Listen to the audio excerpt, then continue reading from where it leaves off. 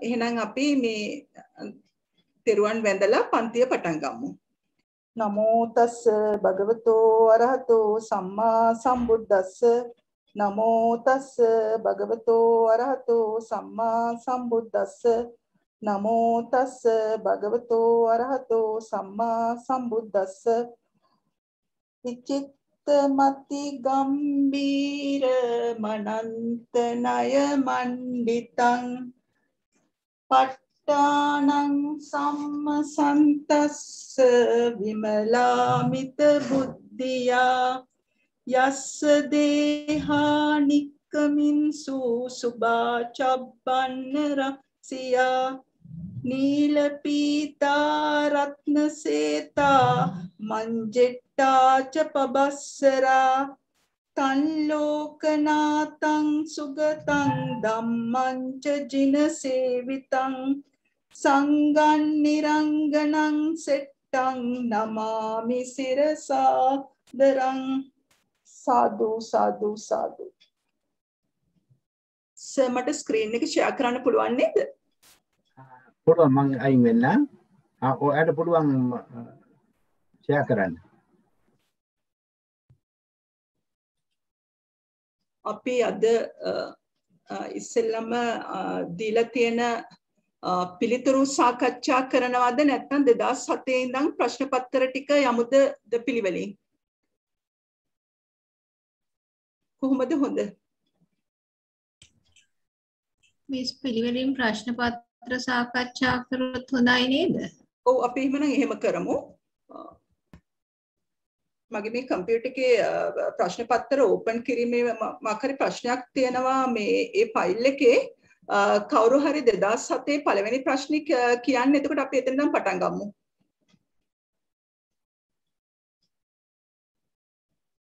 අමිතා මහත්මයා තේරුණායි. කියන්න සේනානායක මහත්තයා 2007 පළවෙනි ප්‍රශ්නේ කිව්වනම් එතකොට 2007 පළවෙනි ප්‍රශ්නේ කොටස් තුනක් තියෙනවා.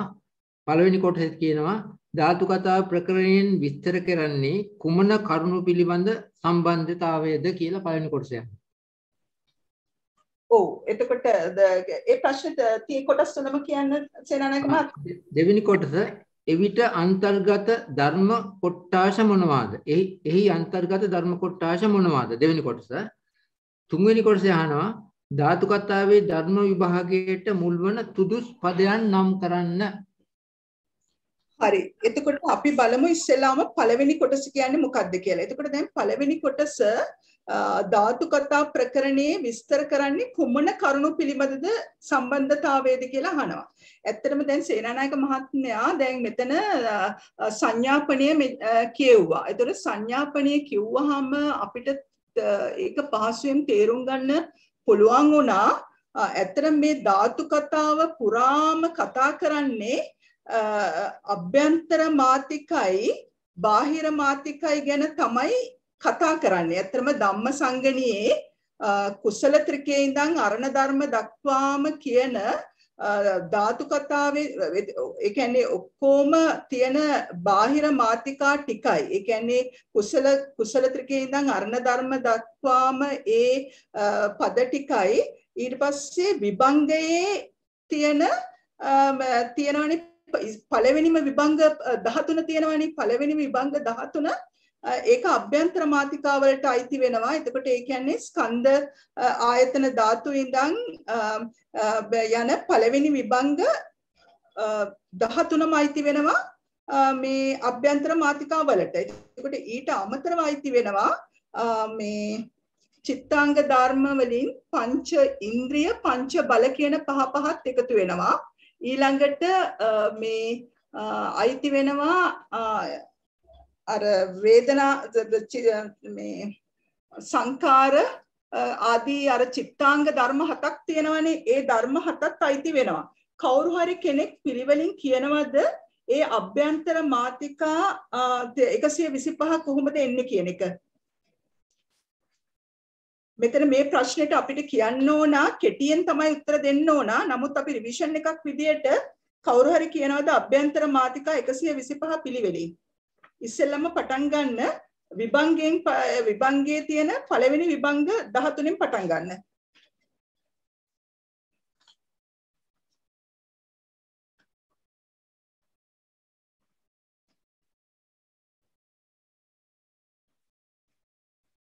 පොත බලාගෙන කියන්න කමක් නැහැ. මේ පාඩම් කළා නැත්නම් පොත බලාගෙන කියන්න කවුරු හරි. මේක රිවිෂන් එකක් නේ. ඒකින්ද කමක් නැහැ පොත බලාගෙන කියන්න. එතකොට මුලින්ම පටන් ගන්න ස්කන්ධ 5යි කියන්න. ලියක් කියලා පටන් ගන්න ඒ වගේ. ආයතන 12යි ධාතු 18යි ඒ වගේ පටන් කියාගෙන යන්න. කියන්නද මං? කියන්න.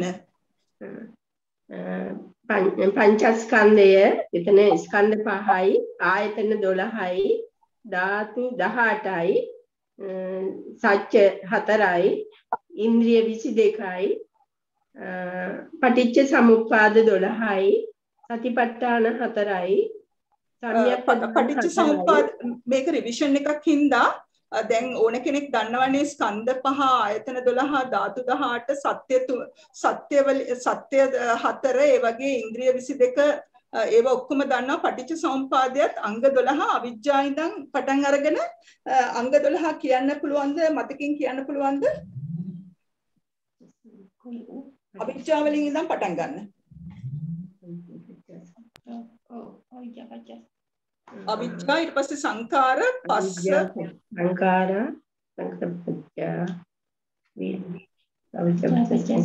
සංකාර විඥාන පත්‍ය නාම රූප පත්‍ය සලආයතන පත්‍ය පස්ස පත්‍ය වේදනා පත්‍ය පිළිවෙලට කියන්න ඕන. අවිජ්ජා පත්‍ය සංකාර අවිද්‍යා පත්‍ය සංඛාර පත්‍ය විඥාන පත්‍ය නාම රූප පත්‍ය සලආයතන පත්‍ය පස්ස පත්‍ය වේදනා පත්‍ය තණ්හා පත්‍ය උපාදාන පත්‍ය භව පත්‍ය ජාති ජරා මරණ දුක්ඛ දෝමනස් ආයාස සම්භවಂತಿ. ඔව් එතකොට ඊළඟට මොනවද? ඊළඟට එන්නේ පටිච්ච සමුප්පාද 12 ඔය දැන් විස්තර උනේ. සතිපට්ඨාන 4. ඔව් සතිපට්ඨාන 4. ඊට පස්සේ ඊළඟට සම්‍යක් ප්‍රදාන 4යි. ඉද්ධිපාද 4යි. සතර ඉද්ධිපාදයෝ බොජ්ජංග 7, මග්ග 8යි, ධාන 4යි, අප්පමඤ්ඤ 4යි. එතකොට ඔක්කොම ධර්ම 108යි එතන.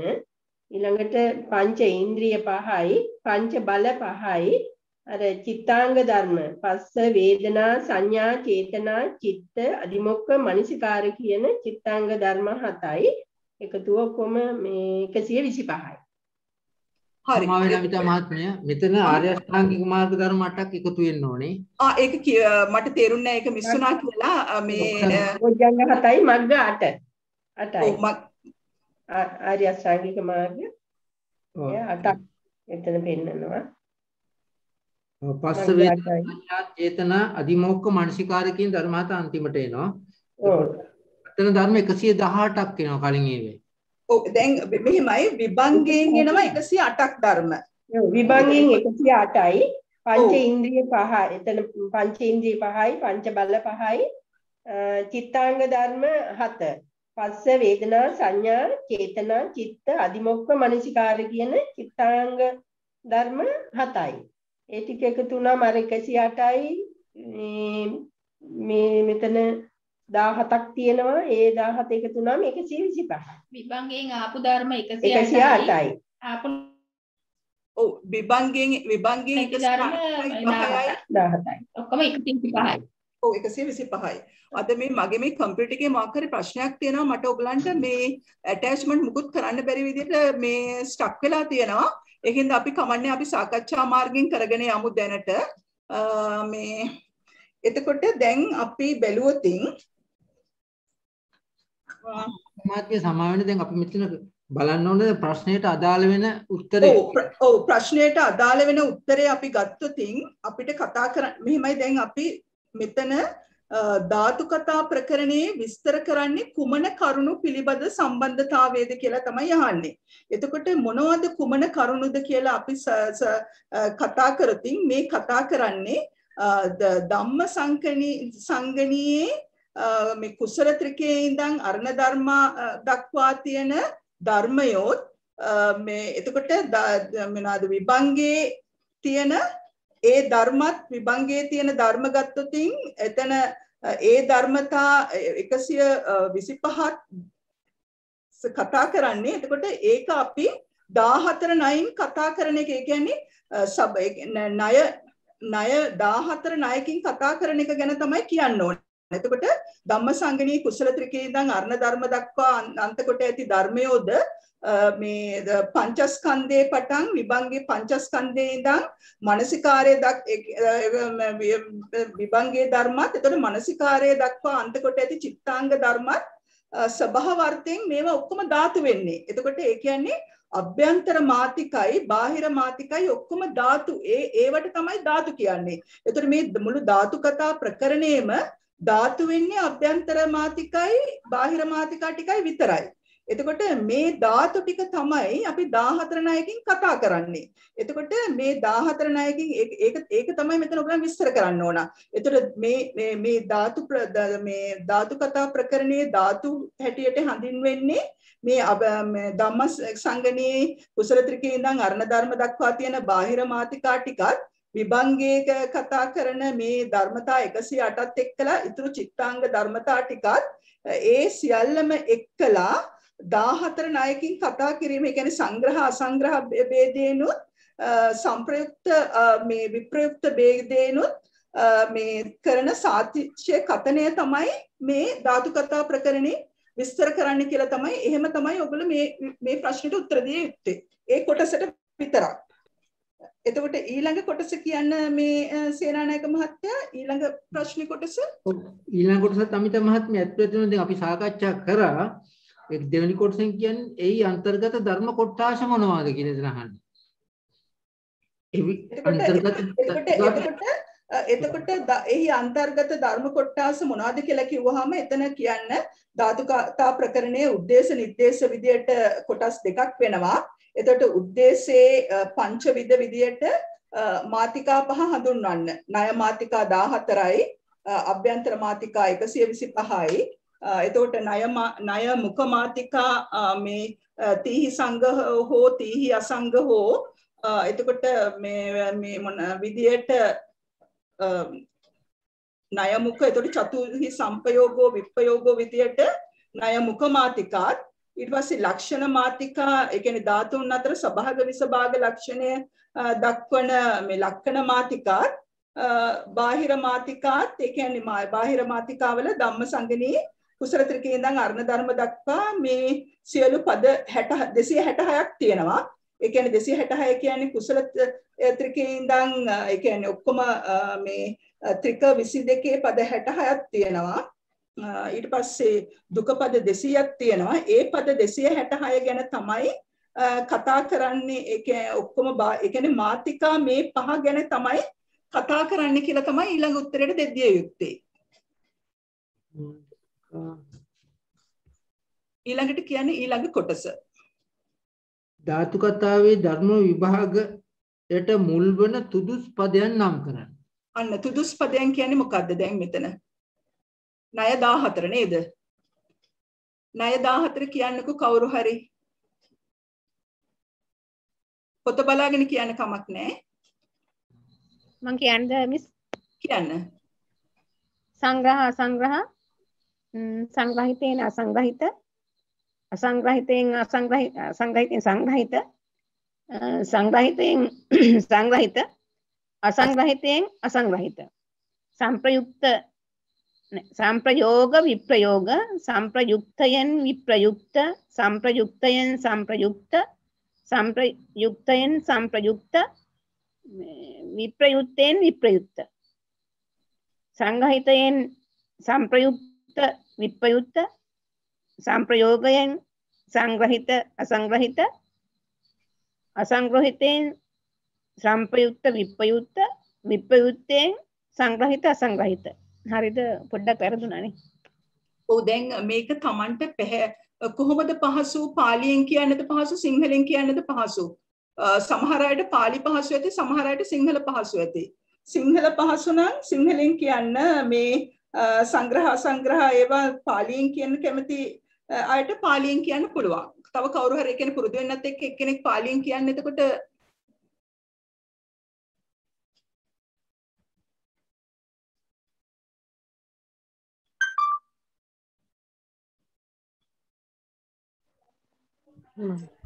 මිස් මට ඔව් කියන්න කවුරු හරි පාලියෙන් කියන්න. මිස් මට වැඩි පුරුදු නම් සිංහලෙන් කියන්න. නමුත් මම පොත බලාගෙන පාලියෙන් කියන්නම්. හරි කමන්නේ කියන්න. වෙන එක කියන්න. සංග්‍රහණ පද නිर्देशෝ සංග්‍රහිතේන අසංග්‍රහිත පද නිर्देशෝ නෑ පද නිर्देशෝ කියලා කියන්න එපා මිසිස් සාවිත්‍රි. පද කියන්න එපා. ඒක මේ පද නිर्देशෝ නැතුව ඊටු ටික කියන්න. අසංග්‍රහිතේන සංග්‍රහිත සංග්‍රහිතේන සංග්‍රහිත අසංග්‍රහිතේන අසංග්‍රහිත संपयोग विपयोग संपयुक्तेन विपयुक्त विपयुक्तेन संपयुक्त संपयुक्तेन संपयुक्त विपयुक्तेन विपयुक्त संगहितेन संपयुक्त विपयुक्त संपयुक्तेन संगहित असंगहित असंगहितेन संपयुक्त विपयुक्त विपयुक्तेन संगृहिता संगृहित. හරි එතකොට දැන් ඒ ප්‍රශ්නෙට දැන් ගොඩක් වෙලා යන්නේ ඔය ණය 14 ලියන්න ගොඩක් වෙලා යන හින්දා අර ඉස්සෙල්ලා කොටස් දෙක ටිකක් කෙටියෙන් ලියන්න ඕන කෙටියෙන් එතකොට ධාතු කතා ප්‍රකරණයේ අන්තර්ගතය කියන එකත් කෙටියෙන් ලියන්න ඕන එතකොට ඒ වගේම ධාතු කතා ප්‍රකරණයේ විස්තර කරන්නේ කුමන කරුණු පිළ ඇතරම මේ ප්‍රශ්න ඔක්කොම නිකන් එකිනෙකට සමානයි වගේ එතකොට ඒ උනාට අපි හරියට ගලප ගන්න ඕන. ඒ කියන්නේ ප්‍රකරණේ විස්තර කරන්නේ කුමන කරුණුද කියලා කිව්වහමයි ධර්ම කොටස කිව්වහම එතන මාතිකා ගැන තමයි කතා කරන්නේ. විස්තර කරන්නේ කුමන කරුණු පිළිබඳ සම්බන්ධතාවයේද කියලා කිව්වහම ඇත්තටම මේ ධර්මතා ඒ කියන්නේ අභ්‍යන්තර මාතිකයි බාහිර මාතිකයි අතර ණය 14කින් කරන සංග්‍රහය ගැන තමයි එතන කතා කරන්නේ. එතකොට ඊළඟ ප්‍රශ්නේ කියන්න පුළුවන්ද කාට හරි ඊළඟ ප්‍රශ්නේ මොකක්ද කියන එක?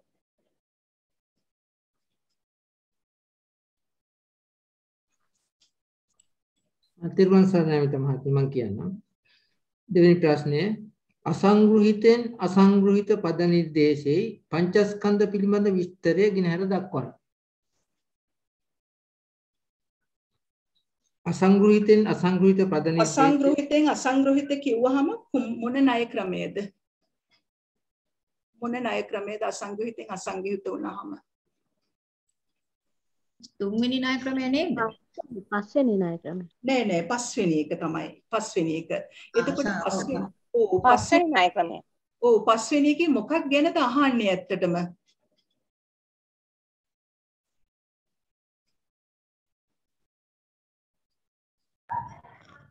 අද මගේ කම්පියුටර් එක ඇත්තටම මේක රීස්ටාර්ට් කරන්න ඕන මොකක් හරි ප්‍රශ්නයක් මම මේ අලුතෙන් වෛරස් ගාඩ් එකක් මේව කරා මට හිතෙන්නේ ඒක අප්ඩේට් වෙනවා ඇති ඔයගලන්ට පේනවා ඇති මගේ කම්පියුටර් එකේ ස්ක්‍රීන් එක ෂෙයා කරන්න බෑ අද ඒකින්ද ලොකු ප්‍රශ්නයක් මට ප්‍රකරණයක් ගන්න බෑ ඇත්තටම ඒ කියන්නේ මාත්මේ මම ප්‍රකරණය අරන් දෙන්නද එහෙමයි සර් අනේ සෝරි මට මේක මේ අද කරන්න බෑ ඇත්තටම මේ ෂෙයාරින් එක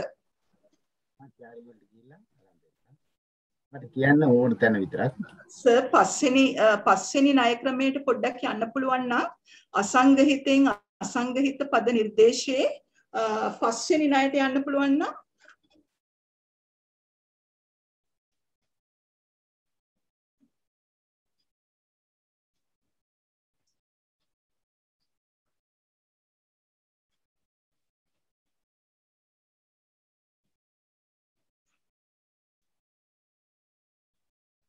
දැන් එතන සේනානායක මහත්තයා අහන්නේ පංචස්කන්ධය ගැනයි අහන්නේ නේද? ඔව් අමුත මහත්මිය පංචස්කන්ධය ගැන තමයි අහන්නේ. ඔව් දැන් පංචස්කන්ධය ගැන තමයි අපි මෙතන විස්තර කරන්න වෙලා තියෙන්නේ. අසංගහිතෙන් අසංගහිත කියන්නේ. එතකොට දැන් අපි ප්‍රශ්නේ පටන් ගන්න ඕන.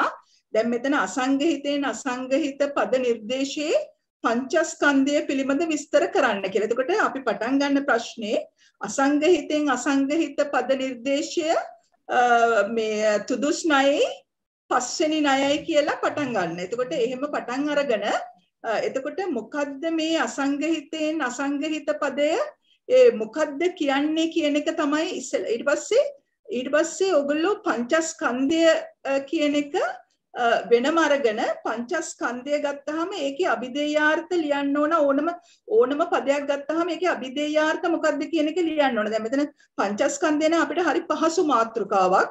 පංචස්කන්ධය අපි දන්නවා. ඒතර අපිට ඒක ලියා ගන්න පුළුවන්. මොකද්ද පංචස්කන්ධය? රූපස්කන්ධය, වේදනාස්කන්ධය, සංඥාස්කන්ධය, සංකාර විඥාන කියලා ලියාගෙන අපි රූප ඉස්සරහෙන් රූප 28 කියලා දාගන්නවා. වේදනා චෛතසිකය, සංඥා චෛතසිකය, සංකාර ඉතුරු චෛතසික 50, විඥාන මේ සිත් 89 විදියට ඒ ටික ඉස්සෙල්ලාම ඒ පද ටික හොයාගන්න. ඒ කියන්නේ පංචස්කන්ධය කියන්නේ මේකයි, මේ දැන් අහන්නේ මේ පද නිර්දේශය ගැනයි කියලා ඒක තේරුම් අරගෙන එතන ලියා ගන්න. එතකොට ලියාගෙන එතකොට දැන් බලන්න දැන් මෙතන මේ පොතේ ගලපලා තියෙන විදිය.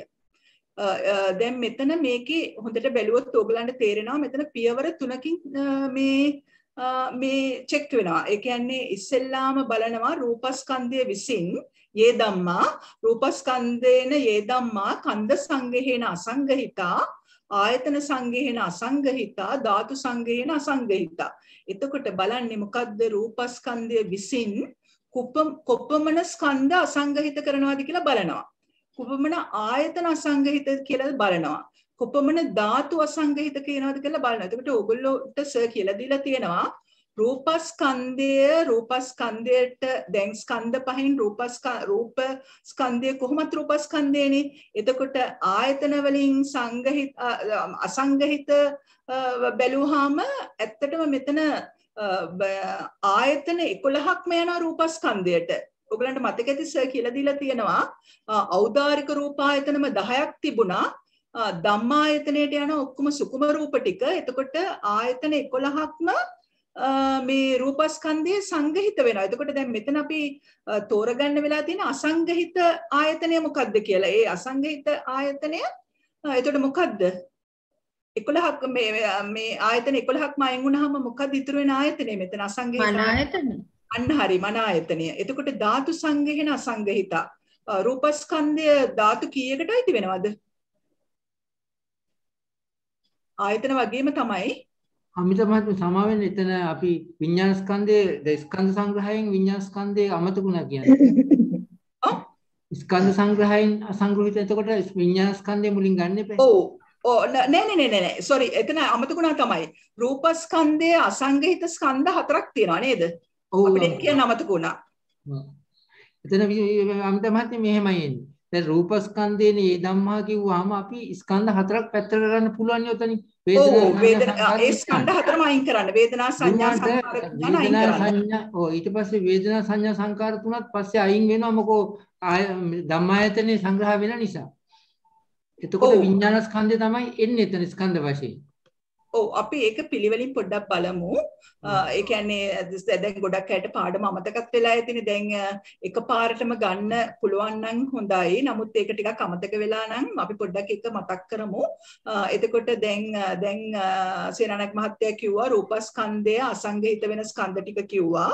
දැන් රූපස්කන්ධය අසංගහිත වෙන ආයතන දැන් දැනගත්ත මන ආයතනයේ විදියට. එතකොට රූපස්කන්ධය අසංගහිත වෙන ධාතු මොනවාද?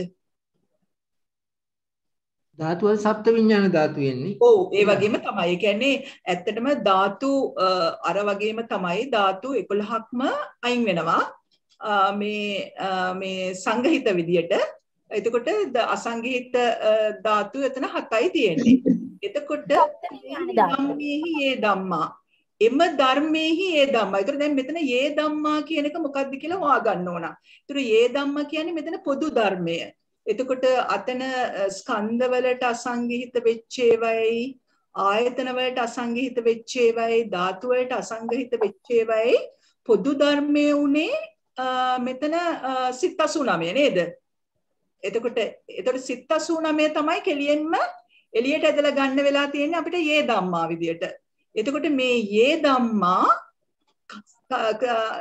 ආපහු බලනවා කන්ද සංගහේන අසංගහිතා ආයතන සංගහේන අසංගහිතා ධාතු සංගහේන අසංගහිතා. එතකොට බලන්න මොකද්ද ඊළඟට කන්ද සංගහේන අසංගහිත වෙන්නේ මොකද්ද? දැන් සිත් 89 තමයි යේ ධම්මා උනේ. එතකොට මොකද්ද කන්ද සංගහේන අසංගහිත මොකද්ද?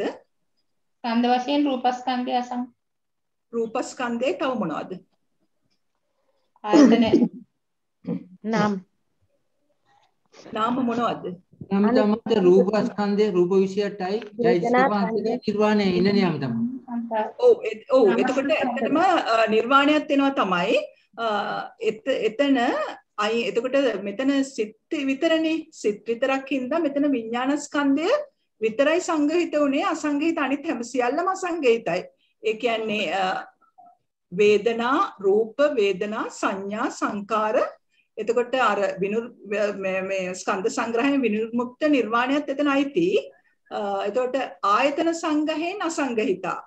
මොකද්ද ආයතන සංගහයෙන් අසංගහිත උනේ? ඖදාරික ආයතන 10යි 11 ආයතනය. ධම්මායතනෙ. ඖදාරික ආයතන 10යි ධම්මායතනය. ඔව් ධම්මායතනය නියම තමයි.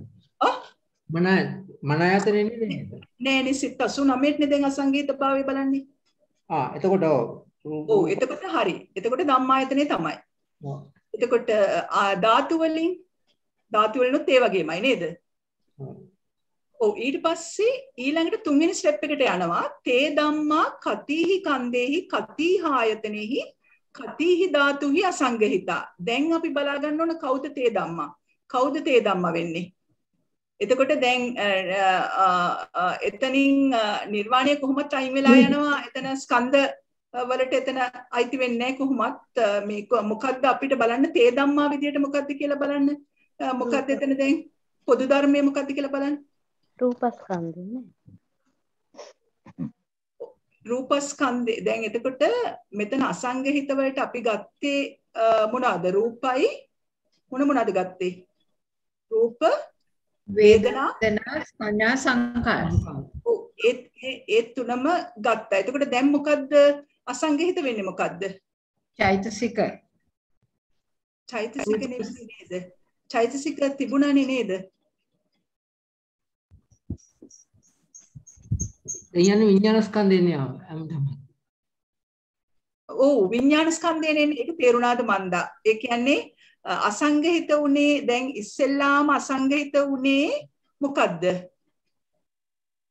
ඇත්තටම සර් මට මෙතන මේ අද මට ෂෙයාරින් මේ නැති හින්දා මේ අරගෙන පෙන්වන්න විදියක් නැහැ. අමිතාමාදී ඇත්තේ මේ පද නිर्देशයේ විශේෂත්වයක් තියෙනවා. මොකෝ අර ධර්ම ටික ආපස්සට එනවා අමිතාමා. ඔව් ඒ කියන්නේ අර මේක ඒ කියන්නේ අර වක්‍රාකාරව වෙවි යනවා. ඒ කියන්නේ එකම දේ මේ එකක් අසංගහ වුණා වෙලා ඊළඟට අසංගහ වෙද්දි ඉස්සෙල් එකම ආපහු කරකිලා එනවා. අර ඒ වගේ අන්තිමට ආයෙත් එනවා. අපි මතක තියාගන්න මොකද විසින් කියලා දෙවරක් තියෙනවනේ. ඒක නිසා ඒ දෙවරදී ආපස්සට එනවා ආපහු ඒ ධර්ම ටික ආපහු එනවා. අන්න එක මතක තියාගෙන ඉන්න ඕනේ. ඔව් අන්න සර් මේක දැම්මා. ඒක සර් මේක ඒකනේ අර මේක රූපස්කන්ධයේ තිබ්බ එක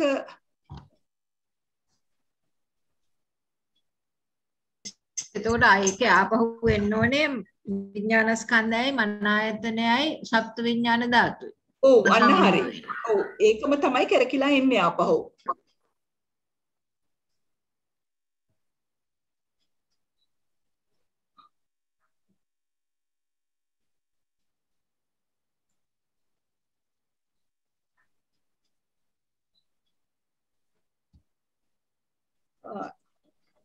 ඒක තේරුණාද? රූපස්කන්ධය කරපු විදිය. ඊළඟට දැන් මේ අපි පොතේ බැලුවොතින් පෙළේ බැලුවොතින් සර් අපි මේ අන්තමත් මේ එක නිर्देशවල විශේෂිත ලක්ෂණ තියෙනවා. ඒක නිසා එක එක්කෙනා ඒවා මතක තියාගත්තාම හරි වෙන වෙනම. දැන් අර මම කිව්ව විදියට දැන් ආපස්සට එනවනේ ධර්ම ටික.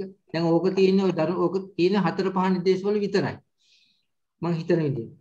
ඔව් දැන් මෙතන දැන් සමහර ඒවා තියෙනවා එක පියවරක් විතරමයි. සමහර ඒවා තියෙනවා පියවර දෙකක් විතරයි. දැන් මෙතන 4යි 5යි පියවර 3 වගේ යනවා. එතකොට 3 වගේ යද්දී ඒ තුන ඒ කියන්නේ දැන් මෙතන අහන මේක මතක තියාගත්තා නම් හරි පාලි වලින් හරි සිංහලෙන් හරි දැන් මෙතන ඔගොල්ලෝ ගත්තා නම් පස්වෙනි නිर्देशයට ගිහින් බැලුවා නම් ඒ පාලි පෙළ මතක තියාගන්න. එතකොට ඒ පාලි පෙළ මතක තියාගත්තා නම් හරි පහසුයි. ඒ කියන්නේ දැන් මෙතන පළවෙනිම ඡේදය තියෙනවනේ. හැම ණය ක්‍රමයකම පළවෙනි ඡේදය ගත්තොතින් ඒ පළවෙනි ඡේදයේ තමයි සම්පූර්ණයෙන්ම ඒ ණයට අදාළ විස්තරය තියෙන්නේ. ඒ කියන්නේ දැන් අපි ගත්තොතින් රූපක්ඛන්දේන යේ ධම්මා කන්ද සංගහේන අසංගහිතා ආයතන සංගහේන අසංගහිතා ධාතු සංගහේන අසංගහිතා කිව්වොතින් ඒක පළවෙනි පියවර. එතකොට දෙවෙනි පියවර තමයි තේහි ධම්මේහි යේ ධම්මා කන්ද සංගහේන අසංගහිතා ආයතන සංගහේන අසංගහිතා ධාතු සංගහේන අසංගහිතා. එතකොට ඒක දෙවෙනි පියවර.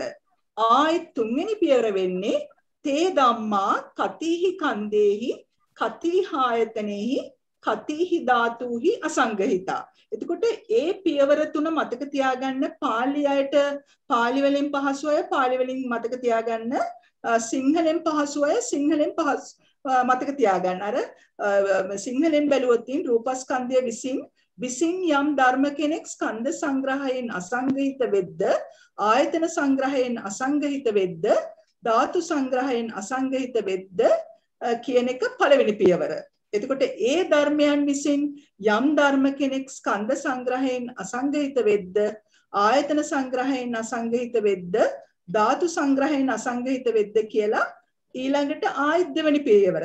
ඊට පස්සේ ආයත් තුන්වෙනි පියවර වෙන්නේ ඒ ධර්මයෝ කෙතෙක් ස්කන්ධයන් විසින් කෙතෙක් ආයතනයන් විසින් කෙතෙක් ධාතුන් විසින් අසංග්‍රහිත වෙද්ද කියන එක තුන්වෙනි පියවර. එතකොට මේ තුන්වෙනි පියවරේම අර ඉස්සෙල්ලාම එක ස්කන්ධයක් ගත්තා ඒ ස්කන්ධයේ අසංගහිත භාවය බැලුවා ස්කන්ධ ආයතන ධාතු විදියට අසංගහිත භාවය බැලුවා බලලා ඒ ධම්මයක හොයාගත්තා ඒ ධම්මයක හොයලා ආයිත් බලනවා ඒකේ අසංගහිත භාවය ස්කන්ධවලයි ආයතනවලයි ධාතුවලයි ආයිත් අසංගහිත භාවය බලනවා ආයිත් එතනින් හොයාගන්නවා මොකද්ද මේ ධම්මා කියන්නේ පොදු ධර්මය ආයිත් ඒක හොයලා ආයිත් අහනවා කතිහි කන්දේහි කතිහි ආයතනෙහි කතිහි ධාතුහි අසංගහිත කියලා ආයිත් තුන් පාරක්ම බලනවා. ඒතර තුන් පාරම බලලා අපි ගිහිල්ලා ආයිත් මුලටම කරකිලා ගිහිල්ලා අර ඒ ධාතු අතර තියෙන ස්කන්ධ ධාතු ආයතන අතර තියෙන මේ සම්බන්ධතාවය වක්‍රාකාරයෙන් මෙතන පෙන්වීමක් තමයි සිද්ධ වෙලා තියෙන්නේ.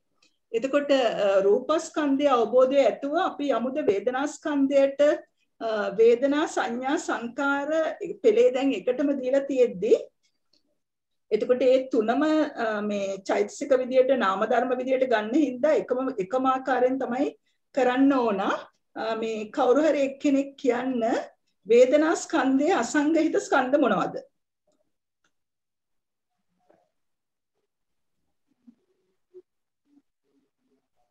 රූපස්කන්ධය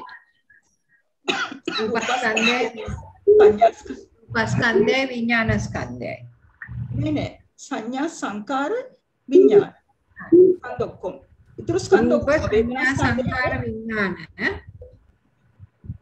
ඊළඟට ආයතන වලට අසංගහිත මන ආයතනයයි ඖදාරික ධාතු 10යි වේදනා ස්කන්ධයේ තියෙන්නේ ධම්මායතනයේ එතකොට ධම්මායතනය ඇර ඉතුරු ආයතන 11ම ගන්න ඕන නේද? එතකොට ධාතු වලටත් එහෙමයි. ධාතු වලට ධම්මායතනය හැර ඉතුරු ධාතු 17ම ගන්න ඕන. එතකොට මේ ඔක්කොම අසංගහිතයි. එතකොට දැන් මෙතන අපි මේ ධම්මයක හොයාගන්න ඕන. මොකද්ද මේ ධම්මයක? මොකද්ද මේ ධම්මා? රූපස්කන්ධයක මේ තියෙනවා වේදනාස්කන්ධයක අපි බලමු. සිත තුනමයි විලාසිත රූප 12යි නේද? ඔතන හරි තියෙනවා නේද වේදනාස්කන්ධේ? ඔව් එතකොට වේදනා මෙතන දැන් ඇත්තටම අපිට යේ ධම්ම එක ගත්තාම සිත් 89යි ඖදාරික රූප 12යි තමයි ගන්න ඕන නේද? එතන ධම්මා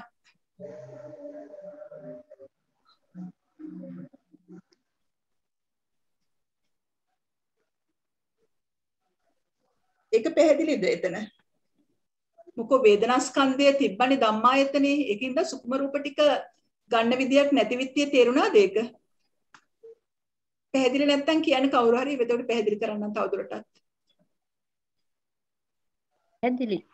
පැහැදිලි නේද? එතකොට ධාතු සංග්‍රහයනොත් අසංගහිත උනේ මේ සප්ත විඥාන ධාතුයි ඖදාරික ආයතන මේ රූප ඖදාරික ආයතන ධාතු 10 තමයි අසංගහිත උනේ.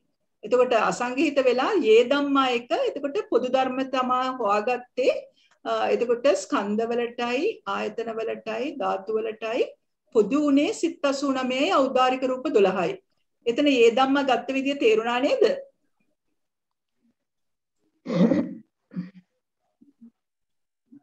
එතකොට දැන් යේ ධම්මා එක තමයි ඊළඟට අපි අසංගහිත භාවය බලන්නේ. මොනවද අසංගහිත සිත් 89 ඖදාරික රූප 12යි. මොන ස්කන්ධවලද අසංගහිත වෙන්නේ? සංඥා සංඛාර වේදනා.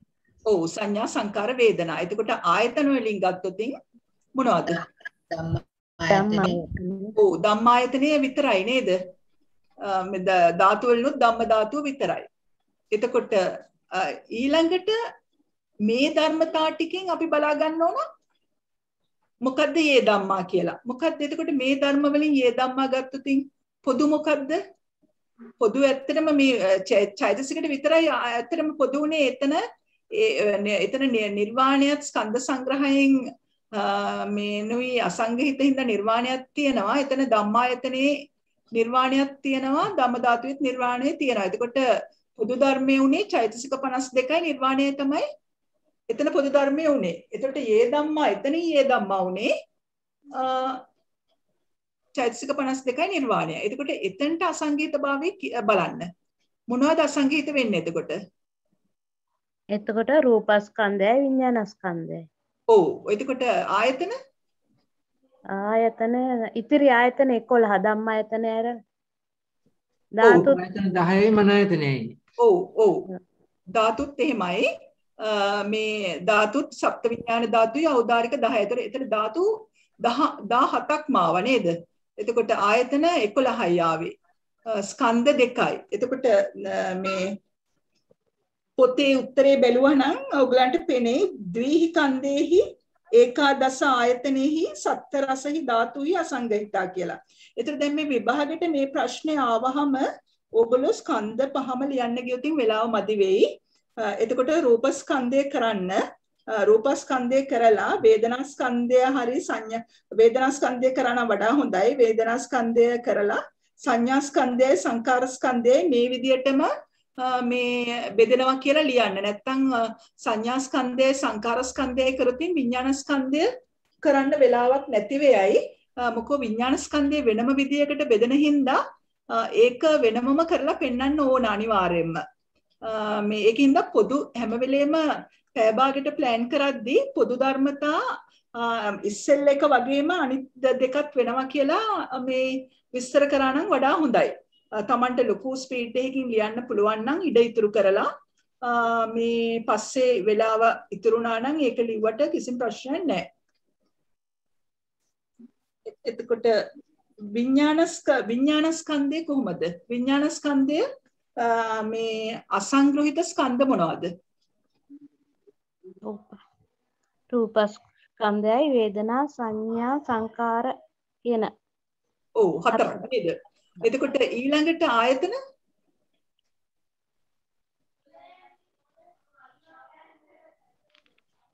විඥානස්කන්ධය අයිති වෙන්නේ මන ආයතනෙට නේද? ගන්න ඕන. ධාතු සප්ත විඥාන ධාතු වලටම අයිති වෙන හින්දා ඉතුරු 11ම ගන්න. ඊට පස්සේ එතනින් යේ ධම්මා හොයාගන්න. මොකද්ද යේ ධම්මා? චෛතසික 52යි රූප 28යි නිර්වාණයයි. ඔව්. එතකොට එතෙන්ට අසංගහිත භාවය බලන්න. විඥානස්කන්ධය අසංගහිතයි. ඔව්. එතෙන්ට නැත්තේ විඥානස්කන්ධය විතරයි නේද? විඥානස්කන්ධයයි මන ආයතනයේ සප්ත විඥාන ධාතු තමයි නැත්තේ. ඔව්. එතකොට දැන් එතන හරි ලේසි. එතකොට එතන අපහු පොදු ධර්මයේ විදියට ගන්නවා මේ යේ ධම්මා විදියට සිත 89 ගන්නවා. අරගෙන ඊට පස්සේ එතන අසංගහිතභාවය බලන්න ආයි. ආයිත් මූල විදියට රූප වේදනා සංඥා සංකාර කියන ස්කන්ධ හතරයි මන ආයතන ඇර ඉතිරි 11 සප්ත විඥාන ධාතු ඇර ඉතුරු 11 එනවා නේද? එතකොට මේ ප්‍රශ්නේ පැහැදිලි නේද ඒක? හරි එහෙනම් ඉතුරු ඊළඟ ප්‍රශ්නේ කියනවද?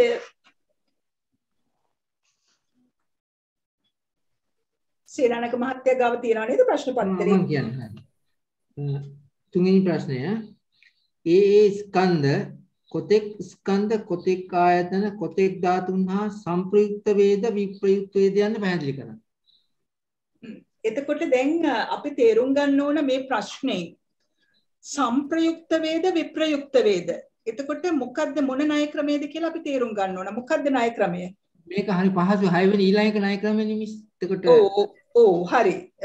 ඒ කියන්නේ ධාතුන්ගේ සංප්‍රයුක්තභාවය විප්‍රයුක්තභාවයයි බලන්නේ 6 වෙනි ණය ක්‍රමයෙන්. සංපයෝග විප්‍රයෝග මේ ණය ක්‍රමය තමයි බලන්න ඕනේ. එතකොට ඒක ප්‍රශ්නේ පටන් ගද්දි ලියන්න මේ ධාතුන්ගේ සංප්‍රයුක්තභාවයත් විප්‍රයුක්තභාවයත් මේ 6 වෙනි ණය ක්‍රමයෙන් මේ ධාතු කතා පද නිස්දේශයේ පැහැදිලි කරලා තියනවා කියලා ඒක මුලින්ම පටන් ගන්න. පටන් අරගෙන ඊට පස්සේ දැන් මොකක් ගැනද මේ අහන්නේ? මොකක් ගැනද අහන්නේ? මෙතන අහන්නේ පංචස්කන්ධය පිළිබඳව තමයි. පංචස්කන්ධයේ සතර සංපයෝග ලක්ෂණයෙන් සංප්‍රයුක්ත වෙන්නේ කොහොමද විප්‍රයුක්ත වෙන්නේ කොහොමද කියන එක. ඔව් එතකොට එතන ස්කන්ධ පහත් එතකොට ලියන්න. ස්කන්ධ පහේ අභිදේයාර්ථත් එක්ක ලියන්න. රූපස්කන්ධය කියන්නේ රූප 28යි, වේදනා ස්කන්ධය වේදනා චෛතසිකය, සංඥා චෛතසිකය, සංකාර චෛතසිකය, විඥාන සිත් 89 කියලා. ඒ කියන්නේ ප්‍රශ්න පටන් ගද්දි අර අවශ්‍ය කරුණු ටික එතන ගොඩනගලා තියන්න. ඊළඟට පටන් ගන්න ණය ක්‍රමය කරන්න. එතකොට ණය ක්‍රමය කාට හරි මතකද බලන්නේ නැතුව පොත බලන්නේ නැතුව කොහොමද මේ 6 වෙනි ක්‍රමයේ ණය ක්‍රමේ කොහොමද මොකද්ද මේ පළවෙනි මොනවාද ඡේදයේ තියෙන විදිය කොහොමද කරන්න විස්තර කරන්නේ කොහොමද අහන්නේ කියන එක.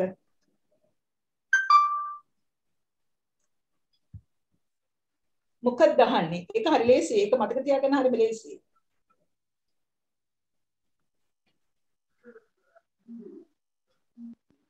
හැම කෙනාම 14 ණයෙම පළවෙනි පැරග්‍රාෆ් එක මේ 5-6 පාරක්ම ලියලා කටපාඩම් කරගන්න. මේ එතන ඒක මතක නැත්තම් අපිට ඒ කියන්නේ මොකක් හරි පදයක් අදීලා අහයිනේ.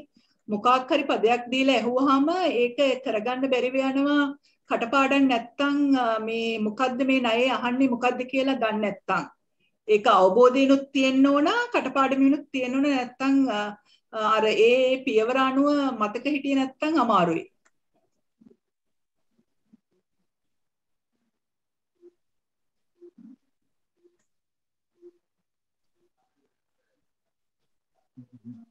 අහන්නේ කති කන්දේහි කති ආයතනෙහි කති ධාතුහි සංපයුක්තෝති කියලා නේද අහන්නේ.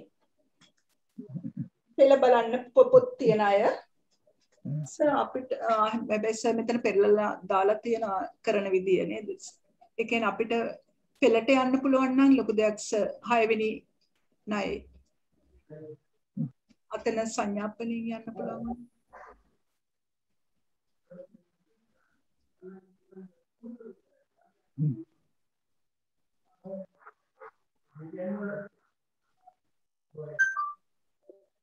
එතකොට කතිහි කන්දේහි කති ආයතනෙහි කති ධාතුහි සංපයුක්තෝති කියලා තමයි අහන්නේ. එතකොට ඒ වගේම අනිත් එක තමයි කති විප්පයුක්තෝ. එතකොට මේක තමයි මතක තියාගන්න ඕන මේ 6 වෙනි ණය ක්‍රමය. දැන් ඔයගලන්ට සංපයුක්ත විප්‍රයුක්ත භාවයන් මතකද? සංප්‍රයුක්ත විප්‍රයුක්ත භාවයන් මතක නැත්තම් මේ ණය මේක ගොඩක් පහසු වුණත් අමාරු වෙනවා කරගන්න. මොකද්ද සංප්‍රයුක්ත විප්‍රයුක්ත භාවය කොහොමද අපි මේ මතක නම් කවුරු හරි කියන්න මොනවද සංප්‍රයෝග විප්‍රයෝග වෙන්නේ මොනවද කියලා කියන්නේ? සතර සංප්‍රයෝග ලක්ෂණයෙන් සංපයුක්ත වෙන්නේ. ඔව් මොනවද සතර සංප්‍රයෝග ලක්ෂණයෙන් සංප්‍රයෝග වෙන්නේ? චෛතසිකයි සිත්යි චෛතසිකයි. ඔව් සිත් චෛතසික නාම ධර්ම සතර නාම ධර්ම සතර සංප්‍රයෝග ලක්ෂණයෙන් යුක්තයි. මොනවද සතර සංප්‍රයෝග ලක්ෂණය? උපාද එක නිරෝධ එක ආලම්බන එක වත්තුක. ඔව් ඒක වත්තුක. එතකොට මේ සංප්‍රයෝග ලක්ෂණය විදියට ඒ කියන්නේ දැන් මෙතන මේ කිව්වනම් වඩා හොඳයි පටන් ගද්දී සතර සංප්‍රයෝග ලක්ෂණයෙන් සංප්‍රයෝග වන මේ ධර්ම සංප්‍රයුක්ත ධර්ම විදියට ගන්නවා. එතකොට විප්‍රයෝග විදියට ගන්නේ එතකොට දැන් නාම ධර්ම වලට රූප ධර්ම විප්‍රයෝගයි. ඔව් විප්‍රයෝගයි. එතකොට නාම ධර්ම වලට නිර්වාණ විප්‍රයෝගයි. එතකොට ඒ වගේම දැන් මෙතන නම් ස්කන්ධ පහින්ද ප්‍රශ්නයක් නැහැ. නමුත් විඥාන ධාතු ගත්තොතින් එකිනෙකට ඒගොල්ලෝ විප්‍රයුක්තයි. ඒක මතකයිනේ නේද? සංප්‍රයෝග විප්‍රයෝග වල මේ ලක්ෂණ ටික. එතකොට රූප ධර්මයක් එක්කලා සංප්‍රයෝග වෙන්නෙත් නැහැ විප්‍රයෝග වෙන්නෙත් නැහැ. ඒක මතකයි නේද? රූප ධර්මයක් ගත්තොතින් රූප ධර්මයක් සංප්‍රයෝග වෙන්නෙත් නැහැ කිසිවක් එක්කලා රූප ධර්මයක් එක්කලා විප්‍රයෝග වෙන්නෙත් නැහැ. එතකොට මේ ඒ වගේම තමයි රූප ධර්මයක් නිර්වාණ එක්කත් සංප්‍රයෝග විප්‍රයෝග වෙන්නේ නැහැ. ඒකත් මතක ඇති කියලා හිතනවා මම. මතක නැත්නම් ඒක ලියා ගන්න. සර්ගේ නෝට් එකෙත් තියෙනවා මෙතන.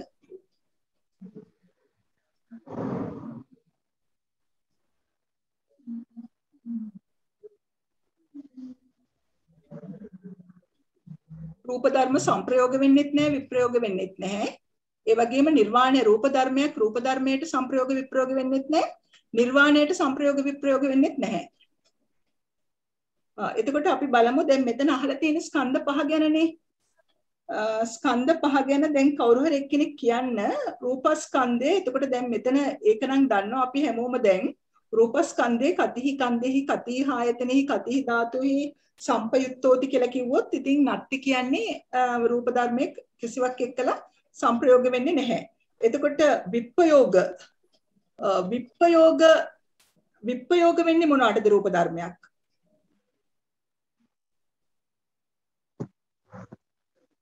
නාමස්කන්ධ හතර ගන්න පුළුවන් තමයි. ඔව් නාමස්කන්ධ හතරටයි ආයතන විදියට ගත්තොත් ආයතන මන ආයතන ගන්න පුළුවන්. ඔව් ආයතන මන ආයතනේ ඒ කියන්නේ තනියම ගන්නවා නම් මන ආයතනේ විතරයි. එතකොට ධම්මායතනේ චෛතසික වලට විප්‍රයුක්ත වෙනවා. එතකොට මේ ධාතු වලින් ගත්තොත් තනියම ගත්තාම සත්‍යයි ධාතු එක්ක තමයි විප්‍රයුක්ත වෙන්නේ. එතකොට ධම්ම ධාතුවේ චෛතසිකත් එක්කලා විප්‍රයුක්ත වෙනවා. එතකොට නිර්වාණයක් තියෙනවා මිතා මහත්තයා. ඔව් එතන නිර්වාණයට විප්‍රයුක්ත ගන්නෙත් නැහැ. හරිද? රූප ධර්මය එතන නිර්වාණය ගන්න එපා. ඒ කියන්නේ නිර්වාණය රූපයකට සංප්‍රයුක්ත වෙන්නෙත් නැහැ විප්‍රයුක්ත වෙන්නෙත් නැහැ. එතකොට නිර්වාණය ගැන කතා කරන්න එපා එතන. ඒක පැහැදිලි නේද? චෛතසික විතරයි ගන්න ඕන. ඒක විශේෂ අවස්ථාවක් සේනානායක මහත්තයා ඒක හොඳට මතක තියාගන්න වෙනවා. ඒ කියන්නේ අපි රූප ධර්මයක් ගැන කතා කරද්දී නිර්වාණය විප්‍රයුක්ත ධර්මයක් විදියට ගන්නෙ නැහැ එතනට. අපි නොගෙන ඉන්න එක නේද එතනදී? ඔව් එතන නොගෙන ඉන්න ඕන. එතකොට ඊළඟට බලන්න ඊළඟ ස්කන්ධය වේදනා ස්කන්ධය. කවුරු හරි කියන්නේ වේදනා ස්කන්ධයේ මොකක්ද එක්කද සංප්‍රයුක්ත වෙන්නේ කියලා ඉස්සෙල්ලම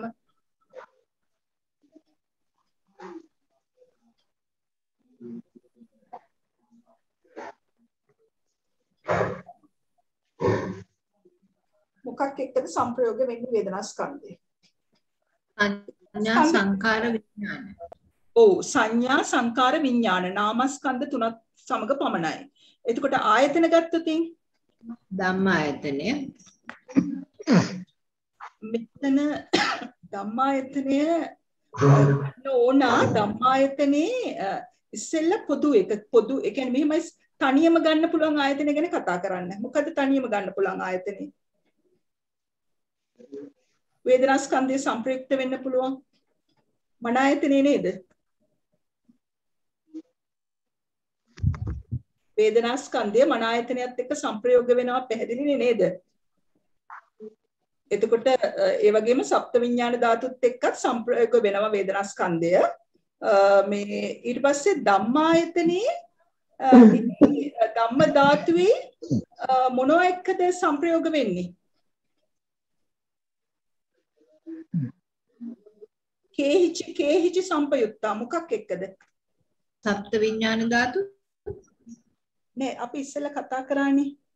අපි ඉස්සෙල්ලා කතා කරා වේදනා ස්කන්ධය ස්කන්ධ තුනක් එක්කලා සංප්‍රයෝග වුණා. මන ආයතනයත් එක්කත් සංප්‍රයෝග වුණා. සත්ත්‍හි ධාතුත් එක්කත් සංප්‍රයෝග වුණා කියලා අපි කතා කරා. ඊළඟට කේහිච සංපයුක්තා විදියට ධම්මායතනේ ගන්න ඕන. එතකොට ධම්මායතනේ මොකක් එක්කද මේ වේදනා ස්කන්ධය සංප්‍රයුක්ත වෙන්නේ? ධම්මායතනයයි ධර්ම ධාතුවයි.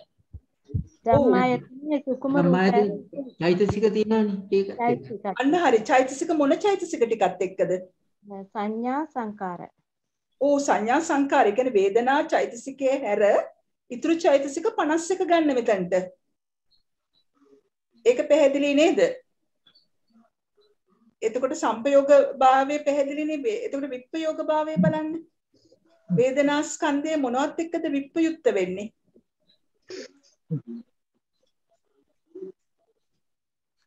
මොකක් එක්කද විප්පයුක්ත වෙන්නේ?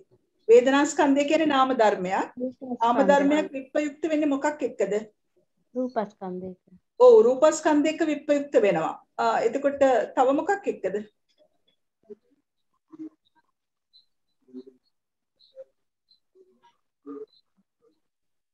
තව මොකක් එක්කද විප්පයුක්ත වෙන්න පුළුවන්? රූපායතන 10 රූපායතන 10 රූපායතන ස්කන්ධ සංග්‍රහය ගැන කතා කරද්දී මෙතන නිර්වාණය ස්කන්ධ වලින් විනිර්මුක්ත වුණත් වේදනා ස්කන්ධයට නිර්වාණය විප්‍රයුක්ත ධර්මයක්. රූපස්කන්ධය මෙතන ගන්න ඕන. රූපස්කන්ධයයි නිර්වාණයයි දෙකම එතන විප්‍රයුක්ත ඒ කියන්නේ විනිර්මුක්ත වුණාට එතන අපි නිර්වාණයත් ගන්නවා. ඒ කියන්නේ ස්කන්ධ වලට විප්‍රයුක්තයි එතන. කොහොමත් එතන ස්කන්ධ වලට ගන්න බෑනේ යම් තමයි. ඔව් හැබැයි ස්කන්ධ වලින් විනිර්මුක්තයි. ස්කන්ධ වලට ගන්න බෑනේ තමයි. ඔව් ස්කන්ධ වලට ගන්න එපා. ඔව් ස්කන්ධ වලට ගත්තොත් එතන ස්කන්ධ සංග්‍රහය විනිර්මුක්තයි. ඔව් විනිර්මුක්ත හින්දා එතන නිර්වාණය ගන්න එපා. එතකොට ආයතන වලින් ගත්තොත් මොනවද? රූපායතන 10.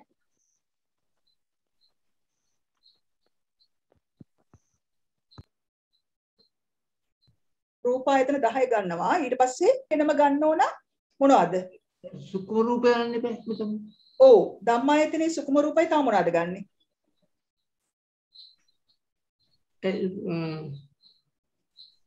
නිර්වාණය. ඔව් එතෙන්ද නිර්වාණය ගන්න ඕන. දැන් ඔන්න ඒක තමයි මට වෙනස පෙන්වන්න ඕන කරේ. රූපස්කන්ධය ගැන කතා කරද්දී විප්පයුත්තකේදී ඕගොල්ලෝ ගත්තා චෛතසික ටික ගත්තා. එතන ගත්තේ නෑ මේ නිර්වාණය ගත්තේ නෑ. ඒ කියන්නේ ධම්මායතනේ නිර්වාණය ගත්තේ නෑ රූපස්කන්ධය ගැන කතා කරද්දී. නමුත් වේදනා ස්කන්ධයයි සංඥා ස්කන්ධයයි සංකාර ස්කන්ධය ගැන කතා කරද්දී මෙතන සුකුම රූපයි නිර්වාණයයි දෙකම ගන්න ඕන ධම්මායතනේ. ඒක පැහැදිලි නේද? කොහොම තමයි ඒක පැහැදිලි. ඔව් එතකොට එහෙනම් අපි දැන් ඔයගොල්ලෝ විභාගෙට ලියද්දි මෙතනත් අර විදිහටම ගන්න පුළුවන්. සංඥා ස්කන්ධයයි සංකාර ස්කන්ධයයි මේ වේදනා ස්කන්ධය මේ ලෙසම විප්‍රයුක්ත සංප්‍රයුක්ත භාවය බැලිය හැක කියලා ඒ ලිව්වහනම් එතකොට ඕනම කෙනෙකුට තේරෙනවා තමන් මේක දැනුවත්ව තමයි කියන්නේ කියලා. වෙලා තිබුණා නම් ලියන්න, වෙලා නැත්තම් ලියන්න කරදර වෙන්න එපා. මොකෝ පෙළෙත් එකටනේ දාලා තියෙන්නේ නේද? දැන් මේ ඔයගලන්ට පටන් ගද්දිම අරම ලියන්න බෑ වේදනා ස්කන්ධය, සංඥා ස්කන්ධය, සංකාර ස්කන්ධය කියලා ලිව්වොත් ඔයගලන්ට අර අභිදේයාර්ථ විදියට බෙදලා වෙන වෙනම මේක හදලා පෙන්වන්න බැරි හින්දා එක ස්කන්ධයක් අරගෙන කරලා පෙන්නලා අනිත් ඒවා මේ වගේ තමයි කියලා කතා කරන්න. ඒතරද විඥාන ස්කන්ධය ගැන කවුරු හරි කතා කරනවද? විඥාන ස්කන්ධයක තමයි මහත්මිය ස්කන්ධ තුනක් සමග සම්ප්‍රයුක්තයි කියලා ගන්න පුළුවන් නේද මහත්මිය? වේදනා, සංඥා, සංකාර. එතකොට වේදනා, සංඥා, සංකාර ගන්න පුළුවන් එක් ආයතන එක් ධාතුවක සමග සම්ප්‍රයුක්තයි. එතකොට අපි එකට ගන්න පුළුවන් ධම්මායතනේ චෛතසික සමග කියලා ගන්න පුළුවන් නේ අමිත මහත්මිය. ඔව්.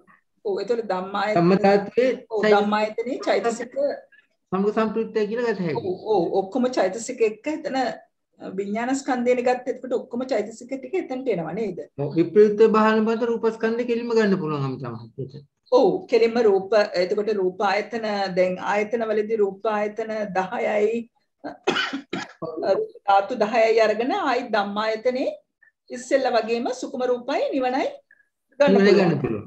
ඔව් ඒක ලේසි නේද? ඒ කියන්නේ ඔව් ඒක පහසුයි නේද හැමෝටම? විඥාන ස්කන්ධය අමාරු නෑ අමිත මහත්මිය. ඒක ලේසි. ඔව් ඒක තමයි. එහෙමනම් අපි මේ ඒ ප්‍රශ්නේ පැහැදිලි නම් අනිත් එකට යමුද?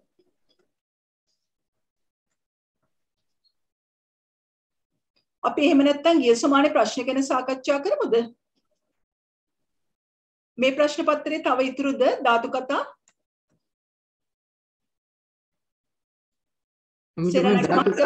ධාතු කතා නෑ අමිත මහත්මිය. දැන් පුද්ගල ප්‍රඥප්ති ප්‍රකරණයට යන්නේ. මේ ප්‍රශ්න පත්‍රේ නෑ අමිත මහත්මිය. ඔව් එහෙමනම් අපි මොකෝ මේ ප්‍රශ්න පත්‍රය ඉවර කරන්න අමිත මහත්මිය ඒකේ චක්කායතනයයි මේ විඥාන ධාතුවකට ගිහිලා පෙන්වන්න. හොඳයි සර්. හොඳයි. මේ අපි එහෙනම් මොකක්ද අපි එක ආයතනයක් කරමුද ඉස්සෙල්ලා? චක්කායතනය.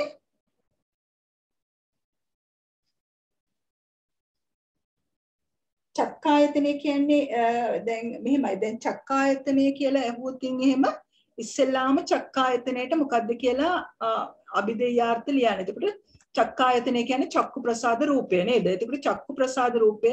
ඒතර දැන් මෙතන අර ඉස්සෙල්ලා වගේම මේ සංප්‍රයෝග ණය ක්‍රමය බලන්න. එතකොට මෙතන රූපයක් නේද? රූපයක් වුණාම එතනත් අර වගේම නැත්ති තමයි ආවේ.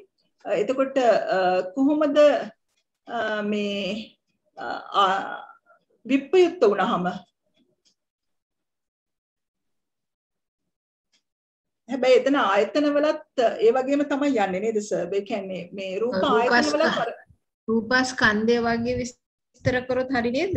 ඔව් ඒ විදිහටම තමයි විස්තර කරන්නේ. ඔව්. මන ආයතනේ හරි නැත්නම් අපි සර් අර විඥාන ධාතුවක් ගමුද? එතකොට වඩා පැහැදිලි වෙයි කියලා හිතනවා විඥාන එකක් ගත්තොත්. එතකොට චක්කු විඥාන ධාතුව අපි බැලුවොත් කවුරු හරි කියන්නේ චක්කු විඥාන ධාතුවේ අභිදේයාර්ථ මොනවද කියලා?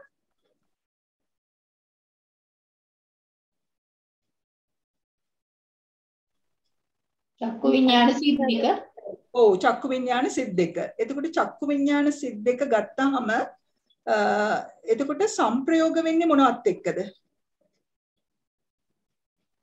චක්කු විඥාන සිත් වේදනා සංඥා සංකාර සමග. මොනවත් එක්කද? ස්කන්ධ වශයෙන් මොනවද?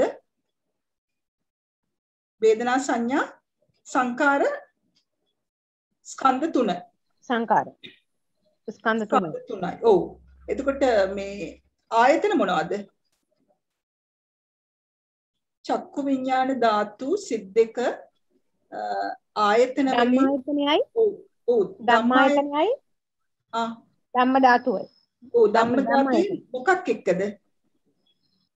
ධම්මායතනේ ධම්ම ධාතුවේ මොකක් එක්කද සංප්‍රයෝග වෙන්නේ? මනෝ වේදනා චක්කු විඥාන ධාතුවත් සමග. නෑ චක්කු විඥාන ධාතු සිත් දෙක කුමක් සමගද සංප්‍රයෝග වෙන්නේ? චෛතසික සමග. ඔව් චෛතසික මොන චෛතසික සමගනේ. මොන චෛතසික? වේදනා සංඥා සංකාර. මෙතන ඇත්තටම වේදනා සංඥා සංකාර ඔව් එතකොට ඇත්තටම සබ්බචිත්ත සාධාරණ චෛතසික තමයි එතන කියන්න ඕන. I think වේදනා සංඥා සංකාර ස්කන්ධ වලට කිව්වා. එතකොට ආයතන වලටයි ධාතු වලටයි එතන චෛතසික විදියට සබ්බචිත්ත සාධාරණ චෛතසික 7 දෙන්න. එතකොට කොහොමද විප්‍රයුක්ත වෙන්නේ මොනවත් එක්කද?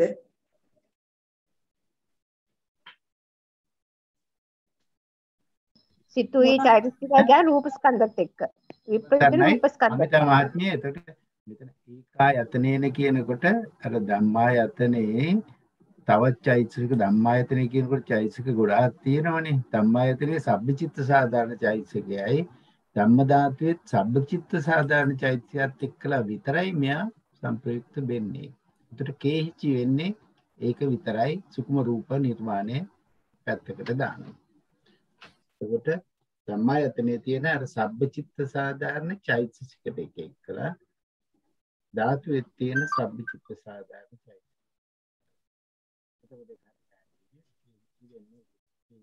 ඊළඟට විප්‍රයුක්ත භාවය බලන්න.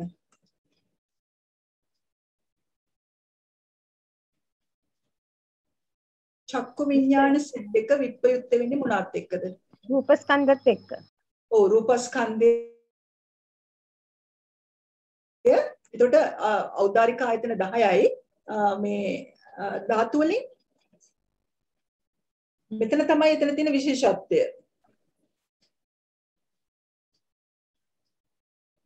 චක්කු විඥාන සිත් දෙක චක්කු විඥාන ඖදාරික ධාතු 10යි.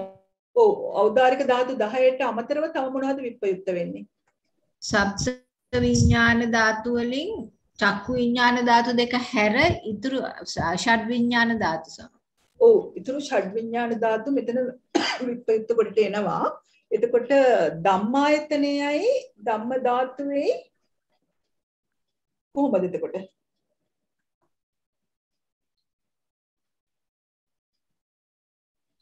චක්කු විඥාන සිත් දෙක හැර ඉතිරි විඥාන 6.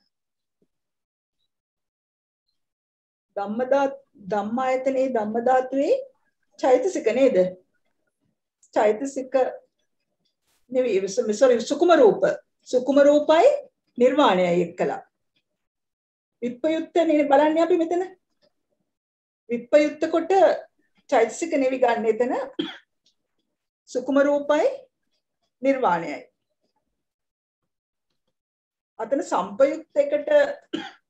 සංපයුක්තයකට අපි ගත්තට සබ්බචිත්ත සාධාරණ චෛතසික 7 විතරක් ගත්තට මෙතනදී විප්‍රයුක්ත භාවය බැලීමේදී රූප විතරනේ විප්‍රයුක්ත වීමක් වෙන්නේ රූපයි නිර්වාණය තමයි ගන්න ඕන.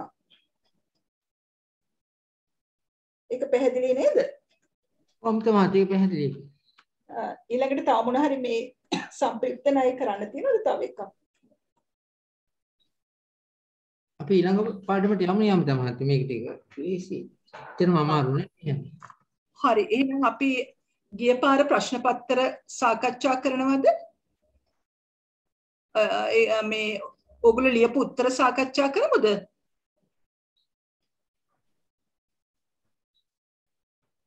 ඒක හොඳයි මිස්. මේ පේපර් එකේ 7 වෙනි ප්‍රශ්නේ නේද? ඔව් 7 වෙනි ප්‍රශ්නේ නේද? ඒක අපි සාකච්ඡා කරමු. මම බලන්නද මේගොල්ලන්ගේ ප්‍රශ්න මේ මට ෂෙයා කරන්න පුළුවන්ද කියලා?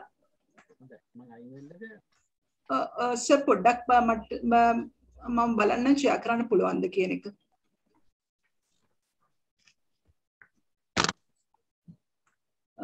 මිසිස් ඩීපී සතරසිංහ ඉන්නවද?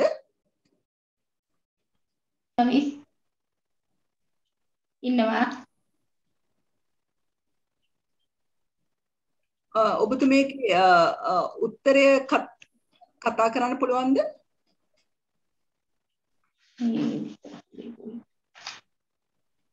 පුළුවන් නේද කියන්න? ඔව් පුළුවන් කියන්න. කියන්නද? කියවන්න. ඔව්. එතන පුද්ගල ප්‍රඥප්ති ප්‍රකරණයේ විස්තර කෙරෙන්නේ කෙබඳු ග්‍රන්ථවල දැක්වෙන ධර්ම කරුණුද? ඒ විශේෂත්වයේ ප්‍රමාණය කරන්න. එතකොට මම ලියුවා ධම්මසංගණීය විභංග ප්‍රකරණය, ධාතු කතා ප්‍රකරණය, අංගුත්තර නිකාය, මජ්ක්‍ධිම නිකාය කියලා ග්‍රන්ථ ටිකක්. ධම්මසංගණීය ප්‍රකරණයේ විභංග ප්‍රකරණයේ දැක්වෙන චිත්ත චෛතසික රූප නිබ්බාන ප්‍රඥප්ති යන කරුණු මැනවින් විස්තර වේ. ප්‍රඥප්ති එනම් ච ප්‍රඥප්ති ස්වභාවය ප්‍රඥප්ති සහ උපාදා ප්‍රඥප්ති වශයෙන් දෙවදෑරුම්. උපාදා ප්‍රඥප්ති anu පුද්ගල ප්‍රඥප්තියයි. අංගුත්තර නිකායේ දැක්වෙන පුද්ගල විවරණය බොහෝ සෙයින් පුද්ගල ප්‍රඥප්ති ප්‍රකරණයේ සඳහන් වේ. ඒකක නිපාතයේ සිට දසක නිපාතයේ දක්වා පුද්ගල ප්‍රඥප්තියට අයත් ධර්ම කරුණු අන්තර්ගතය. අංගුත්තර නිකායට අයත් ධර්ම කරුණු බොහෝමයක්ම මජ්ක්‍ධිම නිකායේද කුද්දක නිකායේද ඇතුළත් වී තිබේ. පුද්ගලයේ ඇතෑම් පාට එහෙම පිටින්ම අංගුත්තරෙන් උපුටාගෙන තිබෙන ඒවාය. ඒ ග්‍රන්ථවල විස්තර ටික එහෙම කරලා ඊට පස්සේ පුද්ගල ප්‍රඥප්තියේ විශේෂත්වයේ ප්‍රමාණය කිරීම කියලා මාතෘකාවක් දාගෙන ඒක ප්‍රමාණය කරා මෙන්න මේ විදිහට. මානව වර්ගයා නිවැරදිව හඳුනා ගැනීම පුද්ගලයන් 383 දෙනෙකු එක් ආකාරයක සිට දස ආකාරයකට වර්ග කිරීමේදී කිසිම පුද්ගලයෙකු අත්හැරී ඇති බවක් නොපෙනී. තේරුම් ගැනීමට හැකි වන ලෙස ඊටාම සරල උපමානුසාරයෙන් විග්‍රහ කර දක්වයි. ඉදුණු අඹ, නොඉදුණු අඹ, ගුල්ලාරා වසන, නොවසන, මීයන්, ගැඹුරු නොගැඹුරු ජලාශ, යුද්ධයට යන දෙපාර්ශවයන්ගේ හැසිරීම ආදී බොහෝ කරුණු කාරණා අනුව ලෞකික ලෝකෝත්තර දැනීම් ඇති නැති ප්‍රඥා සම්පන්න ප්‍රඥා නැති කෙලෙස් සහිත කෙලෙස් රහිත ආර්ය අනාර්ය පුද්ගල හැසිරීම මනවින් පුද්ගල ප්‍රඥාප්තිය තුලින් දැකගත හැකියි. ඊට පස්සේ තමා කෙබඳු අයෙක්ද? ගුණ යහපත් අයෙක්ද? එසේ නැතිනම් දුර්ගුණ වලින් යුක්ත පුද්ගලයෙක්ද? තමා ආශ්‍රය කරන මිත්‍රයා කෙබඳු කෙනෙක්දයි බොහෝ පහසුවෙන් හඳුනා ගැනීමට හැකි වේ. දියට බසින්නට යන පුද්ගලයාට වන දෙය යන උපමාව ඇසුරින් අපි ආයුත්තේ කොතැනකටද? අප ඉන්නේ කොතැනද? අධ්‍යාත්මික ගුණ වගාව දියුණු කළ යුත්තේ කෙසේද? නිවැරදිව මඟ දැන ගැනීමට පුද්ගල ප්‍රඥප්තිය විශේෂ වනු ඇත. මෙසේ විශේෂත්වයේ ප්‍රමාණ කළ.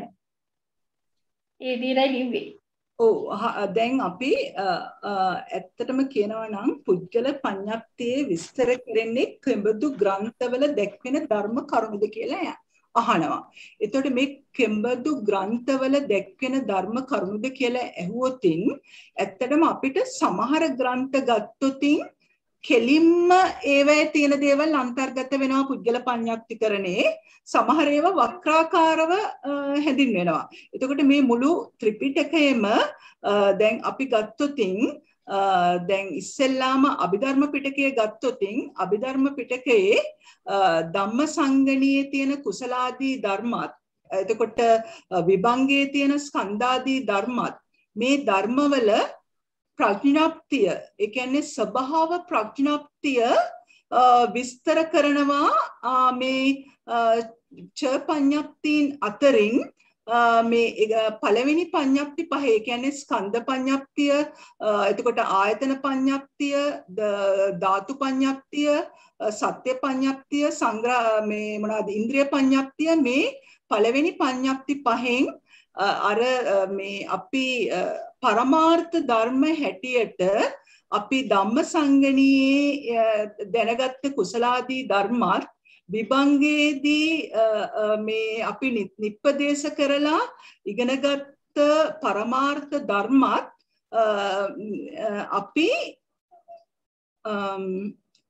ප්‍රඥප්ති ආකාරයෙන් ස්වභාව ප්‍රඥප්ති ආකාරයෙන් පළවෙනි පඤ්ඤප්ති පහේදී අපි හඳුනා ගන්නවා. එතකොට පුද්ගල පඤ්ඤප්තිය ගත්තොතින් පුද්ගල පඤ්ඤප්තිය මේ මුළු ත්‍රිපිටකයේම තියෙන ධර්මතා වල තියෙන ඒ කළු සුදු ධර්ම ඒ කියන්නේ ඒ හැම එකකම උපාදා ප්‍රඥප්තිය විස්තර ඒ කියන්නේ උපාදා ප්‍රඥප්තිය එක තමයි මේ පුද්ගල ප්‍රඥප්තියේ පුද්ගලය 383 දෙනාම විස්තර කරන්නේ. එතකොට අපි ගත්තොත් අංගුත්තර නිකාය ගත්තොත් අංගුත්තර නිකායේ අපිට ගත්තොත් එහෙම දැන් එතන තියෙනවනේ ඒකක නිපාතයේ ඉඳන් දසක නිපාතයේ දක්වා නිපාත ගත්තොත් සමහර නිපාතවල තියෙනවා මේ පුද්ගල පඤ්ඤප්තියේ කරුණු කෙලින්ම විස්තර වෙනවා. ඒ කියන්නේ නිදාන සූත්‍ර නිදානත් සමග දැන් ද්වික නිර්දේශය ගත්තොත් මේ ඔක්කොම මේ කළුසුදු ප්‍රතිපත්ති ධර්මතා ඔක්කොම එහෙමම විස්තර වෙනවා. ඔය මේ මොනවාද ද්වික නිර්දේශයේ තියෙන පුද්ගලයෝ ඒ විදිය පුද්ගලයා හැටියට ප්‍රඥප්තිය විදියට තමයි පුද්ගල පඤ්ඤප්තිය හඳුන්වන්නේ. නමුත් අංගුත්තර නිකායේ මේ පුද්ගලයෝ එතන ධර්මතා විදියටත් හඳුන්වලා ඊළඟට දැන් පුද්ගල වර්ග ගත්තොත් පුද්ගල වර්ග තියෙනවා අංගුත්තර නිකායේ තික නිද්දේශයේ පුද්ගල වර්ග තියෙනවා. එතකොට චතුක්ක නිද්දේශයේ තියෙනවා. එතකොට දැන් ඔගොල්ලෝ බැලුවොත් එහෙම මේ අංගුත්තර නිකායේ ගොඩක්ම තික නිර්දේශවල ගොඩාක් මේ තික නිර්දේශයත් එක්ක ඒ කියන්නේ සමාන්තරව යනවා. ඒ කියන්නේ ඒක ඔයගලන්ට අංගුත්තර නිකාය හැම වෙලෙම මේ පුද්ගල පඤ්ඤප්තියත් එක්කලා සමාන්තරව යන දෙයක් තමයි. එතන තියෙන ධර්මතා විස්තර කරනවත් එක්කම මෙතන පුද්ගල ප්‍රඥප්තිය ඒ ධර්මතා විදියට විස්තර මේ ප්‍රඥප්තියක් හැටියට විස්තර කරනවා. ඒ කියන්නේ දැන් චතුක්ක නිර්දේශයේ බලන්න ගොඩාක් මේ චතුක්ක නිර්දේශයේ විස්තර කරන පුද්ගලයෝ එතනත් විස්තර කරනවා. පංචක නිර්දේශයේත් ඔයගොල්ලෝ බැලුවොත් ඔයත් මේ එතන තිබ්බ මම දැක්කා මේ ආරණ්‍යක සූත්‍රය එහෙම ආරණ්‍යක සූත්‍රය අර අපි දුතාංග 11ක් එක කතා කරානේ. පංචක නිර්දේශයේ අර පස්සාකාර පුද්ගලයෝ ඒ දුතාංග 11ටම පස්සාකාර පුද්ගලයෝ 5 දෙනෙක් කතා කරා. එතකොට ඕගොල්ලෝ පොඩ්ඩක් අංගුත්තර නිකායේ ගිහිල්ලා බලන්න ඒ ආරණ්‍යක සූත්‍රයට ඒ සූත්‍රයේ එහෙම් පිටින්ම මෙතන තමයි තියෙන්නේ. ඒ කියන්නේ මේ විස්තර ටික ඔක්කොම ඒ සූත්‍රයේ ටික ඔක්කොම උපුටලා අරගෙන මේ පුද්ගලයෝ ගැන කතා කරනවා. එතකොට ඇත්තටම කියනවා නම් මේ සූත්‍ර විනය පිටකයේ ගත්තත් සූත්‍ර පිටකයේ ගත්තත් ඒවා මේ සූත්‍ර පිටකයේ මජ්ක්‍ධිම නිකායද දීඝ නිකායද මොන මේ නිකාය ගත්තත් මේ හැම ධර්මතාවයකම කළු සුදු මේ විදියට ඒ කියන්නේ කෘෂ්ණ ශුක්ල ධර්මයන්ගේ පුද්ගල ප්‍රඥප්තිය මේ පුද්ගල ප්‍රඥප්තියේ විස්තර කරනවා. එතකොට ඒ ටික ඒ මම කියපු ධර්මතා ටික ඒ වගේ කෙටි කරලා ඒ කියන්නේ මේක පැය භාගයක ප්‍රශ්නයක් පැය භාගයක ප්‍රශ්නේ පැය කාලයි කරන්න පුළුවන්. ඇත්තටම කියනවා නම් මට මේ ප්‍රශ්නේ කරද්දී තමයි මට හිතෙච්ච දෙයක් තමයි ඇයි මේ සද්ධර්මය කරලා එන්න කියලා කියන්නේ විශාරද කරන්න.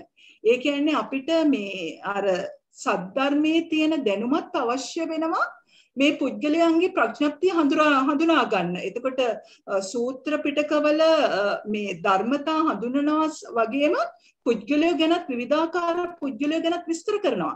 එතකොට මේ පුද්ගල පඤ්ඤප්තිය ගත්තාම මේ හැම පිටකයේම තියෙන විස්තර වෙන කරුණු අනුව පුද්ගලයාගේ ප්‍රඥප්තිය 383 දෙනෙක් හැටි විදියට බෙදලා තියෙන්නේ කවුරුවත් මිස් වෙන්නේ නැති විදියට තමයි මේ 383 දෙනා ඇතුළට දාලා තියෙන්නේ. එතකොට දැන් මම මේ ප්‍රශ්නේ මුලින්ම ගන්න මේ මහත්මියගේ ගන්න හේතු වෙච්ච එකක් තමයි මේ මහත්මිය දෙවෙනි කොටස වඩා හොඳට විස්තර කරනවා. ඒ කියන්නේ ඇත්තටම මානව වර්ගයාව නිවැරදිව හඳුනා ගන්න පුළුවන් මේ ප්‍රඥප්තිය පුද්ගලයන්ගේ ප්‍රඥප්තිය විශේෂයෙන් මේ ප්‍රමාණය කරන්න කියලා කිව්වහම මේ මහත්මිය හොඳට විස්තර කරනවා. පුද්ගලය 383 එක් ආකාරයේ සිට දස ආකාරයකට වර්ග කිරීමේදී කිසිම පුද්ගලයෙකු අත්නැහැරී ඇති බවක් නොපෙනේ කියන එක. ඒතර තේරුම් ගැනීමට හැකිවන ලෙස ඉතාම සරල උපමා අනුසාරයෙන් විග්‍රහ කර දක්වයි. එතකොට මේ උදාහරණ කීපයක් දීලා තියෙනවා. ඇත්තටම කියනවා නම් මෙතන පුද්ගල පඤ්ඤාප්තිකරණේ මේ කියන්නේ අභව්‍ය පුද්ගලයා, ඒ කියන්නේ පෘථග්ජන අභව්‍ය පුද්ගලයා ඉඳන් සීල සමාධි ප්‍රඥා වඩලා ලෞකික තත්වයේ ඉඳන් ලෝකෝත්තර භාවය දක්වා මේ යාමට මේ පුද්ගලයෝ හැම දෙනෙක් ගැනම පුද්ගල පඤ්ඤාප්තිය කතා කරනවා. ඇත්තට මේ පුද්ගල ප්‍රඥාප්තිය හැදෑරීමෙන් අපිට මේ හැම ත්‍රිපිටකයේ තියෙන හැම ධර්මතාවයක් එක්කලම පුද්ගල ස්වභාවය අඳුරාගෙන අපිට ඇත්තටම මේ මහත්මිය විස්තර කරනවා ඇසුරු කළ යුතු. ඒ කියන්නේ තමා කෙබඳු අයද, ගුණ යහපත් අයද, එසේ නැත්නම් දුර්ගුණ වලින් යුක්ත පුද්ගලයෙක්ද, තමා ආශ්‍රය කරන මිත්‍රයා කෙබඳු කෙනෙක්ද බොහෝ පහසුවෙන් හඳුනා ගැනීමට හැකි වේ. එතකොට එහෙම කරලා තමන් යා යුතු තැන තමයි තමන් අඳුර ගන්න ඕනේ. එතකොට දැන් මහත්මිය මේ ප්‍රශ්නේ තව දැන් ඔය මම කතා කරපු කරුණුත් එක්ක මේ මේ කියන්නේ බලලා මේ ප්‍රශ්නේ ආපහු ලියන්න කියන්නේ මේ ක්‍රමානුකූලව ලියන්න, අනවශ්‍ය කරුණු මේ අඩු කරන්න, මේ ඒ කියන්නේ ප්‍රශ්නෙම හඳුනාගෙන ඒකට අවශ්‍ය කරුණු ටික විතරක් ලියන්න. මේ කොහොම හරි ඔබතුමිය කරුණු ඔක්කොම වගේ ඇතුළත් කරලා තියෙනවා. එතකොට තව ටිකක් මේ ප්‍රශ්නේ තව ටිකක් ක්‍රමානුකූල කරන්න විතරයි අවශ්‍ය කරන්නේ. සමාවෙන් අමිත මහත්මිය, අත් වශයෙන්ම මේ ප්‍රශ්නේ අපිට කියන්න පුළුවන් දැන් මේ හැම කෙනෙකුට අවබෝධ කරගන්න පුළුවන් ඊටාම පහසු භෞතික උපමා වලින් පුද්ගල ස්වභාවය පැහැදිලි කරන්න උත්සාහ කරලා තියෙනවා. ඒක තමයි විශේෂත්වය හැටියට කියන්න පුළුවන් අපිට. ඒක මේ මහත්මිය මෙතන විස්තර කරලා තියෙනවා. මේ තියෙන්නේ මේ කියන්නේ තේරුම් ගැනීමට හැකිවන ලෙස ඊටාම සරල උපමා අනුසාරයෙන් විග්‍රහ කර දක්වයි. ඉදුණු අඹ, නොඉදුණු අඹ, ගුල්හාර වසන, නුවසන මීයන්, ගැඹුරු නොගැඹුරු ජලාශය උදාහරණයක් එක්කම මේ මහත්මිය විස්තර කරලා තියෙනවා. එතකොට ලෞකික ලෝකෝත්තර දැනීම් ඇති නැති, ප්‍රඥා සම්පන්න ප්‍රඥා නැති, කෙලෙස් සහිත කෙලෙස් රහිත, ආර්ය අනාර්ය හැසිරීම මනවින් පුද්ගල ප්‍රඥාප්තිය තුලින් දැකගත හැක කියලා මේ මහත්මිය ඒ කරුණ විස්තර කරනවා එතන.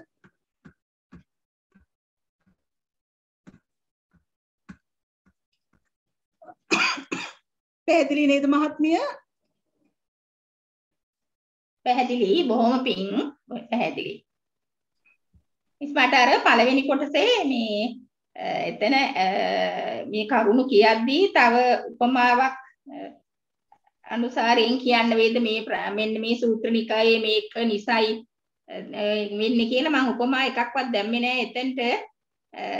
මේක කෙටියෙන් කියනවා නම් මුළු ත්‍රිපිටකයේම තියෙන පුද්ගලයන් මෙතන අපිට අංගුත්තර නිකාය විශේෂයෙන්ම දැන් අපිට ධම්මසංගණියයි විභංගයේ තියෙන ඒවා කෙලින්ම මේ පළවෙනි පහේ තියෙනවා කියලා ඒක විස්තරය වෙන්න ඕන. අර ඒ පළවෙනි කොටස විස්තර වුණා මදි. ඒ කියන්නේ පළවෙනි කොටස විස්තර වුණා මදි.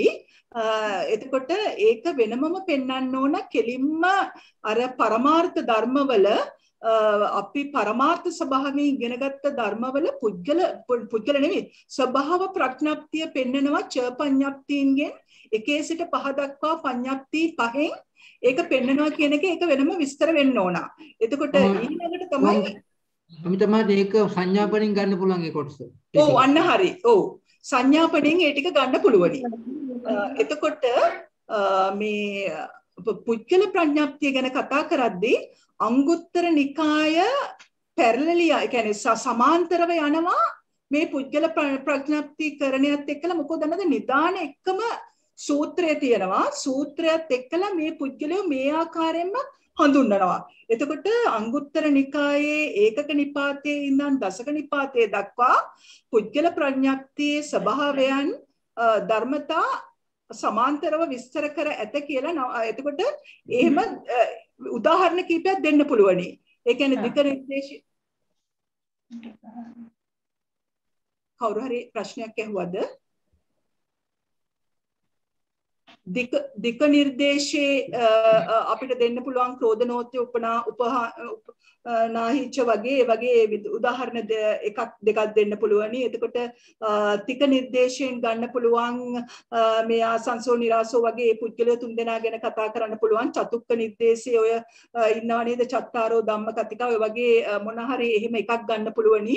ඒ වගේ පංචක නිර්දේශයේ ගන්න පුළුවන් කෙලින්ම අර ආරණ්‍යක සූත්‍රයේ තියෙන ඒ කියන්නේ ඒ දුතාංගධාරී 11 දෙනාගේ පස්සාකාර විස්තර කරනවා කියලා ඔය වගේ හැම එකෙම තියෙනවා. නමුත් ඒකේ දෙකක් තුනක් ගත්තාම ඇති මොකද ඔක්කොම කරන්න වෙලාවක් නැහෙනේ. ඒ කියන්නේ නිපාත 3ක විතර අරගෙන මේ උදාහරණ තියෙනවා කියලා එතන පළවෙනි එකට ටිකක් සම්පූර්ණයි. එතකොට ඊළඟට ඉතුරු ටික කියන්න පුළුවන් විනය පිටකයේ එතකොට අනිත් සූත්‍ර ඒ කියන්නේ අනිත් මේ නිකාය මජ්ක්‍ධිම නිකාය මේ කුද්දක දීඝනිකාය වගේ ඒ සූත්‍ර දේශනාවලත් තියෙන ධර්මතාවලින් හැඳින්වෙන ඒ කියන්නේ පුද්ගලයාගේ ප්‍රඥප්තිය මෙතන මේ අඩංගු වෙනවා කියන එකක් කියන්න. එතකොට ඒ පළවෙනි කොටස සම්පූර්ණයි. ඊට පස්සේ දෙවෙනි කොටස තමයි ප්‍රමාණවත් කරන්න කිව්වහම ඔබතුමීගේ ප්‍රශ්නේ සෑහෙන දුරට සාර්ථකව කරලා තියෙනවා. එතකොට ඒක තව දුරටත් තව ටිකක් විස්තර වුණා නම් මේ ඇත්තටම හොඳයි. විස්තර කියන්නේ ඒක ටිකක් ක්‍රමානුකූල කරන්න තමයි තියෙන්නේ.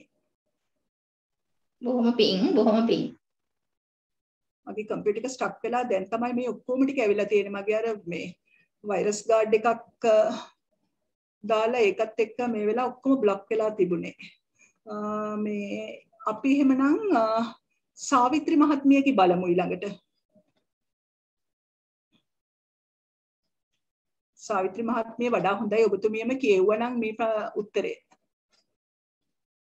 මට ටිකක් මේ ලයිට් මම කාරුණිකව ඉල්ලන්න කැමතියි. ඕගොල්ලෝ ප්‍රශ්නේ වද්දී මේ පොඩ්ඩක් ටිකක් අමාරුයි තමයි ටිකක් අත ටිකක් තද කරලා පොඩ්ඩක් ලියන්න. මොකද දන්නවද අර ස්කෑන් එක වෙද්දී ටිකක් ලයිට් එකට තමයි එන්නේ මේ එක එකක්. අනිත් එක මේ ප්‍රශ්න පත්‍ර ලියද්දී උත්තර ලියද්දී සමහර අයට ඒක අමතක වෙලා තිබ්බා. මේ අවුරුද්දයි මේ ඒ කියන්නේ අවුරුද්ද ලියලා අවුරුද්දත් එක්කලා ප්‍රශ්නේ නම්බරේ දාන්න. අනිත් එක මේ දැන් අපි කියමු සමහර අය නම් ස්කෑන් කරලා එකම ડોකියුමන්ට් එකක් විදියට එක PDF එක ෆයිල් එකක් විදියට මට එවනවා. අනිත් අය එවන්නේ මේ ඒ කියන්නේ ෆොටෝස් අරගෙන අපි කියමු pages 5ක් තිබුණොත් pages 5ක් එවනවා. එතකොට මේ pages 5 නම්බර් කරලා නැත්තම් මට හරි අමාරුයි. මොකද ෆෝන් එකට නේ එන්නේ. ෆෝන් එකෙන් මට හරි අමාරුයි මේක නම්බර් කරලා ගන්න. ඒක හින්දා මේ ඔයගොල්ලෝ ප්‍රශ්න වලට උත්තර ලියද්දී පුළුවන් නම් ලොකු දෙයක් ඒක ටිකක් තදට ලියන එකත් ප්‍රශ්න නම්බර් ඒ කියන්නේ ඉයර් එක දාලා නම්බර් එක දාන්න. ඒ වගේම pages නම්බර් කරන්න. එතකොට මට ලේසි මොකද්ද මේ කතා කරන්නේ කියලා අඳුරගන්න. ඔබතුමීට මේක කියවන්න පුළුවන්ද ප්‍රශ්නය? කියවන්න පුළුවන්. මිස් මට තේරුණා මම ස්කෑන් කරාට පස්සේ තේරුණේ මේ ෆස්ට් පේජ් එක හුඟක් ලයිට් වැඩි කියලා. ඒක ඊට පස්සේ පෑන මාරු කරාට පස්සේ මම හිතන්නේ ඊගලඟ පේජස් ටිකක් ඩාර්ක්වට ආවනේ. ඔව් ඒක ඇත්ත. මොකෝ මේ අර මේ අපි ලියන පෑන අනුව තමයි ගොඩක් වෙලාවට අනිත් එක දැන් අත තද කරලා ලියද්දී අත රිදෙනවා තමයි. පොඩ්ඩක් ඒකින්ද ටිකක් අර තික් පෙන් එකක් පොඩ්ඩක් පාවිච්චි කරා නම් ඒක ටිකක් නැත්තම් අමාරුයි මේ කියව ගන්න. හරි මිස්. පස්වෙනි ප්‍රශ්නේ පළවෙනි කොටස ශාස්ත්‍රූන් තිදෙනා මෙලව එක් ශාස්ත්‍රූවරයෙක් කාමයන්ගේ ප්‍රහාණය පනවයි, රූපයන්ගේ ප්‍රහාණය නොපනවයි, වේදයන් ලබන සුදු ශාස්ත්‍රූවරයාය. දෙවෙනි ශාස්ත්‍රූවරයා එක් ශාස්ත්‍රූවරයෙක් කාමයන්ගේ ප්‍රහාණය පනවයි, රූපයන්ගේද ප්‍රහාණය පනවයි, වේදනාවන්ගේ ප්‍රහාණය නොපනවයි. ඒ අරූපාවචර සමාපatti ලබන සුළු ශාස්ත්‍රූවරයාය. තුන්වෙනි ශාස්ත්‍රූවරයා තවද මෙලව එක් ශාස්ත්‍රූවරයෙක් කාමයන්ගේ ප්‍රහාණය පනවයි, රූපයන්ගේ ප්‍රහාණය පනවයි, වේදනාවන්ගේ ප්‍රහාණය පනවයි. ඒ සම්මා සම්බුදු ශාස්ත්‍රූන් වහන්සේය. ඒ ප්‍රශ්නේ පළවෙනි කොටස. දෙවෙනි කොටස මහත්මිය පොඩ්ඩක් දැන් ඇත්තටම කියනවා නම් ශාස්ත්‍රූන් තුන්දෙනා කියලා කිව්වහම ඔබතුමිය ලියලා තියෙනවා හරි. දැන් මෙතන පොඩි ප්‍රශ්නයක් අපිට තියෙනවා. ඒ මොකද දන්නවද? දැන් මෙතන පෙළෙහි 16යි 17යි මම එක පෙන්නන්නම්. 16යි 17යි විදියට මේ පෙන්නනවා අන්‍ය ශාස්ත්‍රු කියලා පෙන්නනවා. නමුත් සංඥාපනයේ පෙන්නන්නේ පුද්ගලයෝ තික නිर्देशයට ශාස්ත්‍රු තිදෙනා විදියට ඒක පෙන්නන්නේ ඒක 16 17යි එකක් විදියට තමයි පෙන්නන්නේ. ඒ කියන්නේ ශාස්ත්‍රූන් තිදෙනා හා අන්‍ය ශාස්ත්‍රූන් තිදෙනා එකටයි ගන්නෙ. එතකොට අඩු ගානේ පොඩි හරි විදියට කෙටියෙන් හරි සදාහනක් කරා නම් මේ අන්‍ය ශාස්ත්‍රූන් තිදෙනා විස්තර කරලා මෙලෙසම අන්‍ය ශාස්ත්‍රූ තිදෙනෙකුත් පෙළෙහි සඳහන් වෙනවා කියලා මේ ශාස්ත්‍රවාදී ශාස්ත්‍රූවරයාත් උච්ඡේදවාදී ශාස්ත්‍රූවරයාත් අපේ සම්මා සම්බුදුරජාණන් වහන්සේත් කියලා පොඩි විස්තරයක් කරා නයි. ඒ කියන්නේ ශාස්ත්‍රත කියන්නේ මොකද්ද? මේ තම ආත්මය ඒ කියන්නේ මේ අත්බැවිහි පෙර අත්බැවිහි ආත්මය පණවනවා. උච්ඡේද ශාස්ත්‍රූවරයා මේ අත්බැවිහිදී ආත්මය පණවනවා. සම්මා සම්බුදුරජාණන් වහන්සේ මේ ආත්මයේදීවත් පෙර ආත්ම භාවයේදීවත් ආත්මය පණවන්නේ නැහැ කියලා ඒ විස්තරයත් මෙතන කරා නම් තමයි ඒක ඒ උත්තරේ සම්පූර්ණ වෙන්නේ. මොකෝ මෙතන හැම වෙලෙම කතා කරන්නේ පුද්ගලයෝ 16 දෙනෙක් ගැන තමයි මේ ටික නිर्देशය කතා කරන්නේ. ඒතර දැන් මේක වෙනමම ගත්තොත් පුද්ගලයෝ 300 මේ මොනවාද මේකත් එකතු කරන්න වෙනවනේ. එතකොට ඒකින්ද ශාස්ත්‍රූ ගැන අහුවොත් මේක ගැනත් සඳහන් කරන්න ඕන. මේ හරි ගොඩක් පින් මම ඒක බලලත් මං අන්‍ය ශාස්ත්‍රූ කියලානේ තියෙන්නේ. ශාස්ත්‍ර වලින් තිදෙනා කියලා ප්‍රශ්නේ අහලා තියෙන හින්දා මම ඕක ගත්තේ නැහැ. හොඳයි ගොඩක් පින් මිස් මම ඒකත් ඉන්ක්ලූඩ් කරගන්නම්. එතකොට දෙවෙනි කොටස කියන්නද මිස්? කියවන්න. භික්ෂුන් අතරේ දක්නට ලැබෙන යුද්ධ සෙබළුන් බඳු පුද්ගලයෝ. පළවෙනි යුද්ධ සෙබලා දූලි කන්ද දැක නවතී. පසුබසී දැඩි නොවේ. රණබිමට යාමට නොහැකි වේ. දෙවෙනි යුද්ධ පුද්ගලයා දූලි කන්ද ඉවසයි. නමුත් දද කෙලවර දැක නවතී. පසුබසී නොදැඩි වේ. රණබිමට යාමට නොහැකි වේ. තෙවැනි යුද්ධ සෙබලා දූලි කන්ද ඉවසයි. දද කෙලවරද ඉවසයි. නමුත් රණගොස අසා නවතී. පසුබසී නොදැඩි වේ. රණබිමට යාමට නොහැකි වේ. සිව්වැනි යුද්ධ සෙබලා දූලි කන්ද ඉවසයි. දද කෙලවර ඉවසයි. රණගොසද ඉවසයි. නමුත් පහර දෙත්ම නැසෙයි දුර්මුඛ වේ. පස්වෙනි යුද්ධ සෙබලා දූලි කන්ද ඉවසයි. දද කෙලවරද ඉවසයි. රණගොසද ඉවසයි. අවිපහරද ඉවසයි. යුද්ධය ජයගනි. ජය කඳ උරෙහිම වාසය කරයි. මේ යුද්ධ සෙබළුන් වැනි පුද්ගලයන් 5 දෙනෙක් භික්ෂූන් වහන්සේලා අතරේද දැකිය හැකි වේ. පළමු භික්ෂුව යම් ගමක නියම් ගමක රුවැති තරුණියක් ඇති බව අසන්නට ලැබීම ඔහුගේ දූලි කඳ වේ. ඒ ඇසූ පමණින්ම ඔහුගේ සිත කිඳෙයි. පසුබසී නොදැඩි වේ. ශික්ෂා දුර්වල බව පවසා ශික්ෂා ප්‍රත්‍යාකණය කර ගිහි වේ. එබැවින් ඔහු රණබිමට බැසීමටවත් නොහැකි වූ සෙබලා හා සමාන වේ. මේ පළවෙනි යුද සෙබලා බඳු පුද්ගලයායි. දෙවැනි භික්ෂුව එක් මහණ කෙනෙක් යම් ගමක රුවැති තරුණයක් ඇති බව ඇසීමට නොලැබේ. ඒ නිසා දූලි කඳ ඉවසීම හා සමානයි. නමුත් එවැනි තරුණයක් සමාවෙන මහත්මිය මේක මොන ප්‍රශ්නේද මේක? මොකද්ද මොන අවුරුද්දේ මොන ප්‍රශ්නේද මේක? මිස් 2010. ඔව් 2010 කීවෙනි ප්‍රශ්නේද? භික්ෂූන් මට ඒක තමයි වැඩියෙන් බලන්න ඕන කරේ මේ භික්ෂූන් අතරේ දැක්වෙන යුද සෙබළුන්ට බඳු පුද්ගලයෝ කියලා ඒක අහන එක දැන් මෙතන ඇත්තටම මේගොල්ලෝ මේ ප්‍රශ්න 3ක් දෙනවා නේද? ප්‍රශ්න 3ක් දෙනවා පැය භාගයක් ඇතුළත ඔයාට ලියන්න. එතකොට විනාඩි 10ක් තමයි එක ප්‍රශ්නයකට ගන්න පුළුවන් නේද? එතකොට දැන් මුලින් දැන් මේ ඔබතුමිය ලියලා තියෙන ප්‍රශ්නේට උත්තරේ ඒක ෆුල් කම්ප්ලීට්. හරිද? ඒක සම්පූර්ණයෙන්ම කවර් කරනවා. නමුත් මෙතන ලකුණු 10ක ප්‍රශ්නයක්, ඒ කියන්නේ ලකුණු නෙවෙයි විනාඩි 10ක ප්‍රශ්නයක් හින්දා කෙටි කරන්න දැන් යුද සෙබළ විස්තර කරානේ. යුද සෙබළ විස්තර කරලා දැන් මෙතන පළවෙනි භික්ෂුව අරගෙන අර මොකද්ද මේ පළවෙනි යුද සෙබළගේ දූලි කඳ දැකලා නවතින්නේ නේද? දූලි කඳ කියන්නේ මොකද්ද කියලා කියන්න.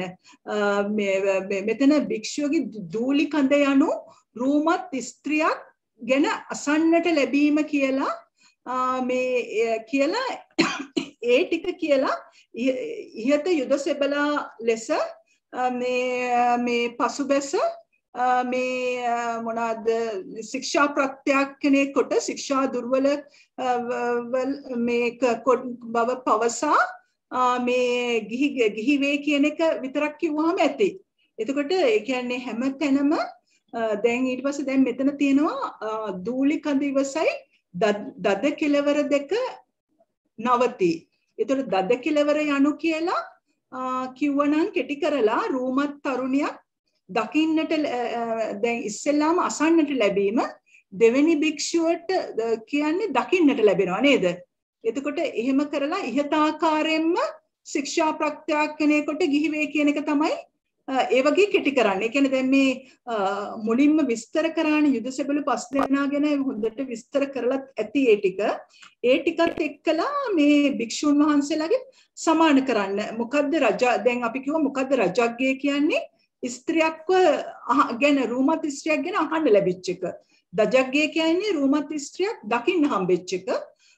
එතකොට රණහඬ මේ කියලා කියන්නේ රූමත් ස්ත්‍රියගේ කතාව සිනාව මේ විහිළු තහළු ඒ කියන්නේ අහන්නට ලැබීම තමයි ඊට පස්සේ ඊළඟට 4 වෙනි එක්කෙනාට කෙටි කරලා ඒ වගේම කියන්න දැන් එතන විශේෂ කරුණක් තියෙනවා 4 වෙනි එක අර ශික්ෂා ප්‍රත්‍යාක්ෂණය නොකොට ඒ කියන්නේ දැන් රූමත් ස්ත්‍රියක් ඇවිල්ලා තමන් ළඟ ඉඳී එතකොට භික්ෂුන් වහන්සේ මැඩගෙන ඉන්නවා ශික්ෂා ඒ කියන්නේ ශික්ෂා ප්‍රත්‍යාක්ෂණය නොකොට මෛත්‍රින සේවයේ යෙදෙනවා කියලා ඊට පස්සේ මේ 4 වෙනි යුද සෙබළා පහර වැදිලා නැසෙනවා වගේ සමානයි මේ භික්ෂුවත් කියලා ඒ වගේ කෙටි කරන්න මේක.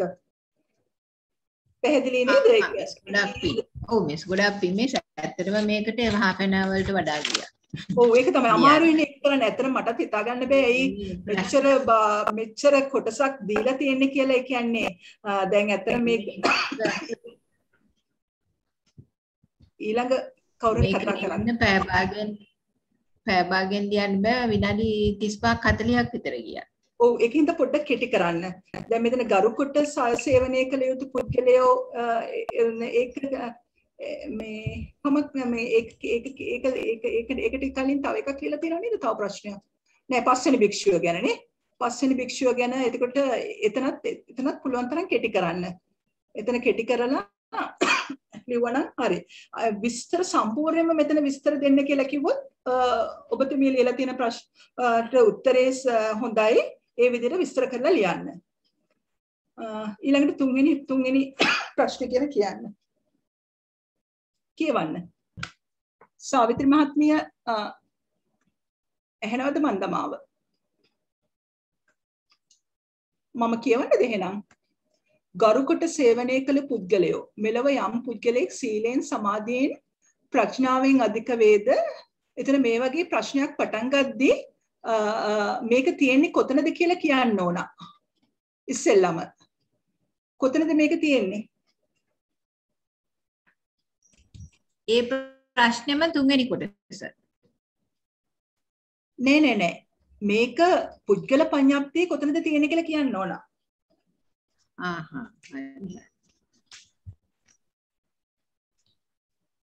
මේක තියෙන්නේ මොන නිर्देशයේද කියලා කියන්න ඕන. මොන නිर्देशයේද කියන එක ඉස්සෙල්ලා කියන්න ඕන. මොන නිर्देशයේද තියෙන්නේ? අපි මේක උපුටා ගත්තේ කොතනින්ද කියන එක ඉස්සෙල්ලා කියන්න ඕන. මෙතන පුද්ගල පඤ්ඤාප්තියේ තික නිर्देशයේ සේවනය කළ නොකළ යුතු පුද්ගලයෝ තුන්දෙනාගෙන් මේ තුන්වෙනි පුද්ගලයා තමයි මේ කතා කරන්න කියලා කියන්න ඕන. ඒ කියන්නේ එතන ඇත්තටම දැන් මේ වගේ ප්‍රශ්නයක් පටන් ගන්නද්දී පුද්ගලයෝ තුන්දෙනා නම් වශයෙන් කියලා තමයි මේ තුන්දෙනා ගැන විස්තර කරන්න ඕන. නමුත් මේක මේ ප්‍රශ්නේ මේ ගොඩක් මේ ප්‍රශ්න ගොඩක් අහන තියෙන හින්දා ඒ අවස්ථාව කරගන්න බැරි වෙයි මේ මෙතනේ මේ තික නිर्देशයේ මේ තුන්වෙනි මේ සේවනයේ කළ නොකළ යුතු පුද්ගලයෝ තුන්දෙනාගෙන් අවසාන පුද්ගලයා ගැන තමයි කතා කරන්න කියලා ඔය ටික කියලිවනම් හරි. හොඳයි මිස්. එතකොට අපි ඊළඟ ප්‍රශ්නේ ගැන සම්පූර්ණයෙන්ම දීර්ඝ විස්තරයක් එදා කතා කරා නේද? තව මේකේ පොඩි මේ කියන්නේ අඩුපාඩු ටිකක් තියෙනවා. ඒ කියන්නේ අන්තිම ටික තව ටිකක් අර විස්තර කරන්න ඕන මේ අර මේ ධානලාභී අවස්ථාවේ ඉඳන් එතන මේ ත්‍රිවිද්‍යා පහල කරගෙන අර නිකලස් ප්‍රහීන කරන අවස්ථාවත් විස්තර කරන්න ඕන.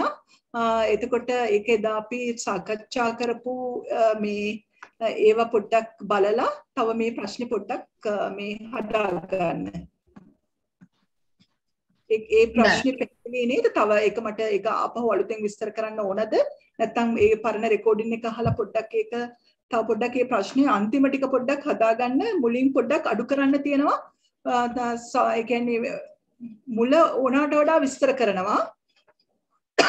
අග කොටස විස්තර කරනවා මදි. හොඳයි මම ඒක ආයි හදන්න.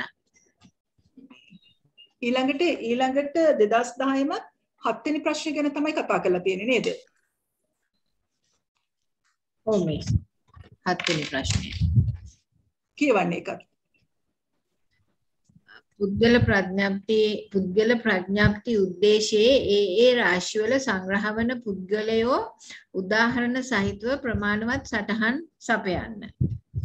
පුද්ගල ප්‍රඥාප්ති උද්දේශය හා නිर्देशය යනුවෙන් ද්විධාකාරය.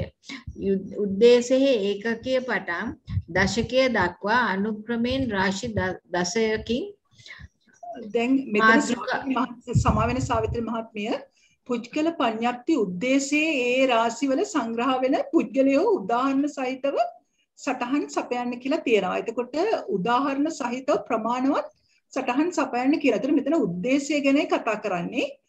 උද්දේශයේ ඒ රාශිවල සංග්‍රහ වෙන එක කිව්වහම එතකොට මෙතන උද්දේශය ගැන කතා කරලා මේ පුද්ගලයෝ 383 දෙනා ගැන කතා කරාම හරි අපිට නිर्देशය ගැන මෙතන වැඩි අවශ්‍ය කරන්නේ කතා කරන්න. එතකොට මෙතන එතකොට මේ හැම එකම දැන් එතන තියෙනවානේ ඒ රාශිවල සංග්‍රහ වෙන පුද්ගලයෝ උදාහරණ සහිතව ප්‍රමාණවත් සටහනක් මේ දෙන්න කියලා කිව්වහම ඒ කියන්නේ නිर्देशයනේ ගොඩක් විස්තර කරන්නේ. ඒකින්ද හැම එකම උදාහරණ දෙන්න බලන්න මොකෝ මේ ප්‍රශ්නෙත් කරගන්න අමාරු වෙන්නේ නැති නේද පැය භාගයක් ඇතුළත. එච්චරම ඒකට ඔව් මෙසේජ් එක ගියා තමයි වෙලා. අමාරුයි නේද මේක මේ වගේ විස්තර කරන්න ගියාම ඒ කියන්නේ උද්දේශයනේ අහලා තියෙන්නේ. උද්දේශය කොට උදාහරණ ටික උදාහරණ ගන්න තියෙන්නේ අපිට නිर्देशෙන්නේ. නෑ උදාහරණ තියෙනවනේ. ඇයි හැම එකම උදාහරණ තියෙනවනේ උද්දේශේ. ඒ ටික විතරක් දුන්නම ඇතිද? නෑ උදාහරණ කියන්නේ උදාහරණ ඔක්කොම ලියන්න බෑනේ. ඒකක නිर्देशයේ පුද්ගලයෝ 50 දෙනෙක් ඉන්නවනේ. පාඩේ 50 දෙනාම ලියන්න වෙලාවක් නැහැ. 50 දෙනාගේ පුද්ගලයෝ 5 දෙනෙක් 6 දෙනෙක් ලියන්න. ඒ කියන්නේ ප්‍රමාණවත් සටහන් සපයන්න කියලානේ තියෙන්නේ. උදාහරණ සහිතව ප්‍රමාණවත් සටහන්. එතකොට ලොකු විස්තරයක් කරන්න ගියොත් මේ ඔබතුමිය කරා වගේ පැය භාගය ඇතුළත ඒ මේ මොනවාද 10ම විස්තර කරන්න අමාරුයි නේ. ඔව් මිස් අමාරුයි. වෙලාව යනවා ලියන්න. ඔව් දෙවෙනි රාශියේ ඔය දැන් මේ තියෙන්නේ මේ දැන් මෙතන දෙක ලියන්න ඕන. ඒ කියන්නේ මෙහෙම කඩලා ලියන්න එපා. ක්‍රෝධන පුද්ගලයා, උපනාහ පුද්ගලයා, අහිරික පුද්ගලයා, අනෝතප්පි පුද්ගලයා කියලා කඩ ලියන්න එපා. ඒ දෙක එකට ලියන්න. ඒ කියන්නේ දැන් අපි දැන් ටික ඒවා වුණත් එක පේලියට ලියන්න බැරි නම් ඒක වෙන් කර ලියන්න. ඒ කියන්නේ පුද්ගලයා තුන්දෙනා බැගින් ඒ උදාහරණ දෙන්න. ටික එකට උදාහරණ දෙක තුනක් දෙන්න. උද්දේශයට අපි ගිහින් පෙන්නන්නම් ඔහොම ඉන්න. දැන් මෙතන මේක තමයි උද්දේශය කියන්නේ. මේ උද්දේශයේ පුද්ගලයෝ කීප දෙනෙක් කියන්න. එතකොට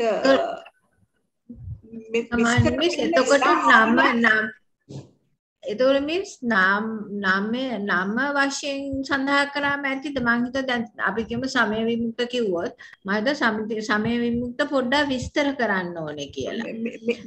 මෙහෙම කරන්න අපිට විස්තර කරා කියලා කවදාවත් මේ ලකුණු කැපීමක් සිද්ධ වෙන්නේ නැහැ. ඒක හින්දා ඉස්සෙල්ලාම මේ පුද්ගලයෝ 10 දෙනා ගැන දැන් මේ ඒකක විදියට ගත්තොතින් කොහෙන් හරි කමන්නේ තමන් කැමති පුද්ගලයෝ 5 දෙනෙක් විතර ලියන්න. ඊට පස්සේ දැන් මේ දෙක ගත්තොතින් මේ විදියට ගන්න ඕන. දෙක එකට ගන්න ඕන. ක්‍රෝධනෝච්ච උපනාහීච මේ මක්කීච පලාසීච ඉස්සුකීච මච්චරීච වගේ දෙක තමයි ගන්න ඕන. ඒ වගේ තුන් මේ ටික මාතිකා ගත්තොතින් ඒත් මේ තුන ගන්න. ඊට පස්සේ හතරවෙනි එක ගත්තා නම් එතනත් තුනක් විතර ලියවනම් හරි. මේ හතර දෙනාම තුනක් විතර ලියන්න ගියාම එතනත් සෑහෙන වෙලාවක් යනවනේ නේ. එතකොට මේ පස් දෙනා ගැන කතා කරන්න ගියාම පුද්ගලයෝ 5 දෙනා ගැන කතා කරන්න ගියාමත් දැන් බලන්න මේ 5 දෙනා මෙහෙම ලියන්න ගියාම මේක ලියන්නම ගියාම වෙලා යනවා. පළවෙනි එක නැතුව වෙන ටිකක් ලියවනම් හරි මේ 3ක් 4ක් විතර පංච යෝධා ජීවපමා පුද්ගලා පංච පිණ්ඩපාතිකා පංච කලුපච්චාබත්තිකා පංච ඒකාසනිකා ඒ වගේ පහක් නෙවෙයි 3ක් 4ක් ලියවත් ඇති. ඒ වගේ ෂට්ක නිර්දේශයේ අන්න ඒ වගේ එකක් ලියද්දි ලියන්න පුළුවන්. මේ මෙතන ෂට්ක නිර්දේශයේදී දැන් මෙතන ලෝතුරා කියන්නේ සම්මා සම්බුදුරජාණන් වහන්සේගේ ඉඳන් මේ පුද්ගලයෝ 6 දෙනා වෙන්නේ අන්තිම පුද්ගලයා වෙන්නේ පුබ්බේ අනුසු මෙතන අනාගාම ඒ කියන්නේ සෝවාන් සකදාගාමි පුද්ගලයා දක්වානේ. එතකොට ඒ දක්වා පුද්ගලයෝ මේ 6 දෙනෙක් ගැන කතා කරනවා කියලා කියත හැකි. සත්තක නිර්දේශයේ ඒ වගේ මෙතන ඇත්තටම උද්දේශයේ නම් ටික ලියද්දිම ඔයාගේ වෙලාව ඉවරයි මට නම් හිතන විදියට. නිර්දේශය විස්තර කර ඉස්සෙල්ලාම මේ 10ම පුරෝගෙන වෙලා තිබුණා නම් තමන් විස්තර කරා. ඒ කියන්නේ තමන් පේපර් එක තනිකර ලියලා ඉවරුණා නම් විස්තර කරා කියලා කිසිම ප්‍රශ්නයක් වෙන්නේ නැහැ. දැන් මේ දශක මාතිකාවල කෙලින්ම මේ පංචන්නං ඉද නිට්ටා පංචන්නං ඉද විහාය නිට්ටා කියලා සිංහල ලේසනම් සිංහලෙන් ලියනවා.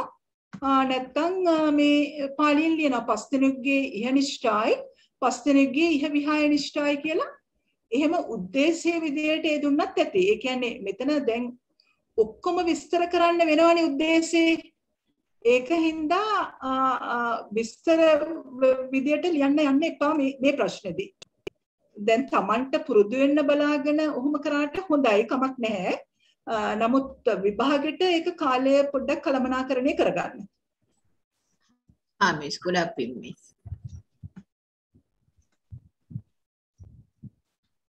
එතකොට නම් වශයෙන් විතරක් ලිව්වොත් ඇතිනේ. ඔව් ඒකයි. ඒ කියන්නේ වෙලාව මදි නේද කරගන්න. මට නම් හිතන්නේ කරගන්න නම් බැරි වෙලා. පෑ භාගයෙන් කරන්න බෑ. පෑ භාගයට අමාරුයි.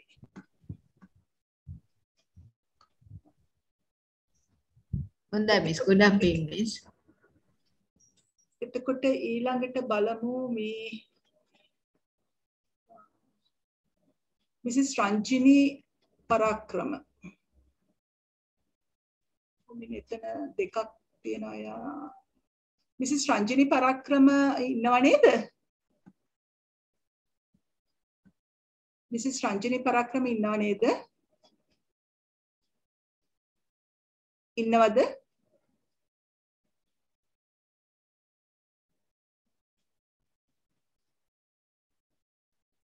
ඉන්නවනම් කතා කරන්න.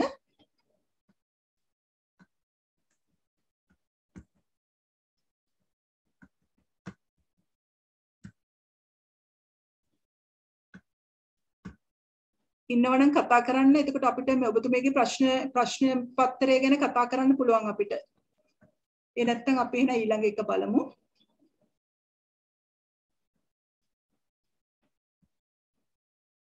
මිසිස් කරුණා පියසිරි. මිසිස් කරුණා පියසිරිත් ගොඩක් හොඳට කරලා තිබ්බා. කියවන්න ඔබතුමීගේ මේ ප්‍රශ්න පත්‍රේ. උද්ගල ප්‍රඥප්ති ප්‍රකරණේ විස්තර කෙරෙන්නේ කෙබඳු ග්‍රන්ථවල දැක්වෙන ධර්ම කරුණුද? එහි විශේෂත්වයේ ප්‍රමාණ කරන්න. ච ප්‍රඥප්ති අතුරින් 6 වන ප්‍රඥප්තිය පුද්ගල ප්‍රඥප්තියයි. පුද්ගල ප්‍රඥප්ති ප්‍රකරණේ බොහෝ ග්‍රන්ථවල දැක්වෙන ධර්ම කරුණු විස්තර කර ඇත. ධර්ම සංගණී ප්‍රකරණේ, විභංග ප්‍රකරණේ, ධාතු කතා ප්‍රකරණේ, අංගුත්තර නිකාය, මජ්ක්‍ධිම නිකාය මේ ආදී වශයෙන් බොහෝ ග්‍රන්ථවල දැක්වෙන ධර්ම කරුණු විග්‍රහ කර ඇත. ධම්ම සංගණී සහ විභංග ප්‍රකරණවල ස්කන්ධාදී ධර්ම නිපදේශ කොට විභාග කර අනතුරුව ඒ හැම සංග්‍රහ අසංග්‍රහ ආදී ණය ක්‍රම 14ක් මගින් ධාතු කතාවේ තවදුරටත් විග්‍රහ කර ඇත. මේ සමාවෙන්න පොඩ්ඩක් මේ දැන් මෙතන මේක මම ඉස්සෙල්ලා විස්තර කරා මතකයි නේද? අපි මේ ධම්මසංගණී විභංගයයි අරගෙන කෙලින්ම අපිට ච පඤ්ඤප්තියෙන් පළවෙනි පඤ්ඤප්ති පහ ගැන කතා කරන්න ඕන කියන එක. ඒ කියන්නේ ඒවැය තිබ්බ පරමාර්ථ ධර්මවල ස්වභාව ප්‍රඥප්තිය කතා කරනවා කියන එක. ඒක කියන්න ඕන විශේෂයෙන්. මේ දැන් මෙතන ධම්මසංගණී ප්‍රකරණේ විභංග ප්‍රකරණේ පළවෙනි ප්‍රඥප්ති පහ ගැනම කතා කරනවා. එතකොට ඇත්තටම ධාතු කතා ප්‍රකරණය ගත්තත් ඒකේ තියෙන ධාතුන්ගේ ස්වභාවයෙන් උනත් එතනත් කතා වෙන්නේ මේ පළවෙනි ප්‍රධාන වශයෙන් පළවෙනි පහත් ගැන තමයි ප්‍රධාන වශයෙන් කතා කරන්නේ. එතකොට අංගුත්තර නිකායේ මේ හැම නිर्देशයක්ම සමාන්තරව කතා වෙනවා කියන එක ඒක කතා කරන්න වෙනවා. මේ එතකොට කියාගෙන යන්න ඊට කියවන්න අපේ. ඒ හැම ධර්මයන්ගේ ස්වභාව ප්‍රඥාක්තිය උපාදා ප්‍රඥාක්තිය ප්‍රභේද වශයෙන් පුද්ගල ප්‍රඥාක්තිය තුලින් දේශිතය. ඒ වගේම අංගුත්තර නිකායේ ඒ නිर्देशයන්හි මේ පුද්ගලයන්ගේ ස්වභාවයේ සූත්‍ර නිදාන සහිතව විස්තර වුණු කරුණු පුද්ගල ප්‍රඥාක්තිය ප්‍රකරණේ ඉතා ගම්භීර වශයෙන් විස්තර කර ඇත. විවිධාකාර වූ සියලුම පුද්ගලයන් 383ක් වූ පුද්ගලයන් තුළට දමා උපමානුසාරයෙන් විග්‍රහ කර ඇත. උදාහරණ වශයෙන් ඉදුණ නොඉදුණ අඹ ගුල්හාරා ගුලෙහි වසන ගුලෙහි නොවසන මීයන් ගැඹුරු නොගැඹුරු ජලාශ යුද්ධයට යන පුද්ගලයන්ගේ හැසිරීම ආදී වූ බොහෝ කරුණු උපමා වශයෙන්ගෙන ලෞකික ලෝකෝත්තර දැනීම ඇති නැති ප්‍රඥා සම්පන්න ප්‍රඥාව නැති කෙලෙස් සහිත කෙලෙස් රහිත ආර්ය අනාර්ය ආදී පුද්ගල හැසිරීම මැනවින් විග්‍රහ කෙරේ. එම නිසාම මෙම විග්‍රහය පුද්ගලයන් හඳුනා ගැනීම සඳහා මෙතෙක් බිහි වී ඇති විශිෂ්ට විග්‍රහයකි. එහි විශේෂත්වයේ ප්‍රමාණ කිරීමේදී පුද්ගල ප්‍රඥප්තියේ විග්‍රහ වන 383ක් වූ පුද්ගලයන් තුළ කිසිම පුද්ගලයෙක් අත්හැරී ඇති බවක් නොපෙනේ. මෙය විශේෂිත වූ කරුණකි. තමා මේ අය අතර කොතැනද ඉන්නේ, යා යුත්තේ කොතැනටද යන්න පිළිබඳව හොඳ අවබෝධයක් ලබාගත හැකිය. තමා ඇසුරු කරන පුද්ගලයන් පිළිබඳව පහසුවෙන් හඳුනා ගැනීමේ හැකියාවක් ලැබේ. ඇසුරු කළ යුතු පුද්ගලයා කවරේද, ඇසුරු නොකළ යුතු පුද්ගලයා කවරේද යනුවෙන් හොඳ නිගමනයකට පැමිණීමට හැකියවීම විශේෂත්වයකි.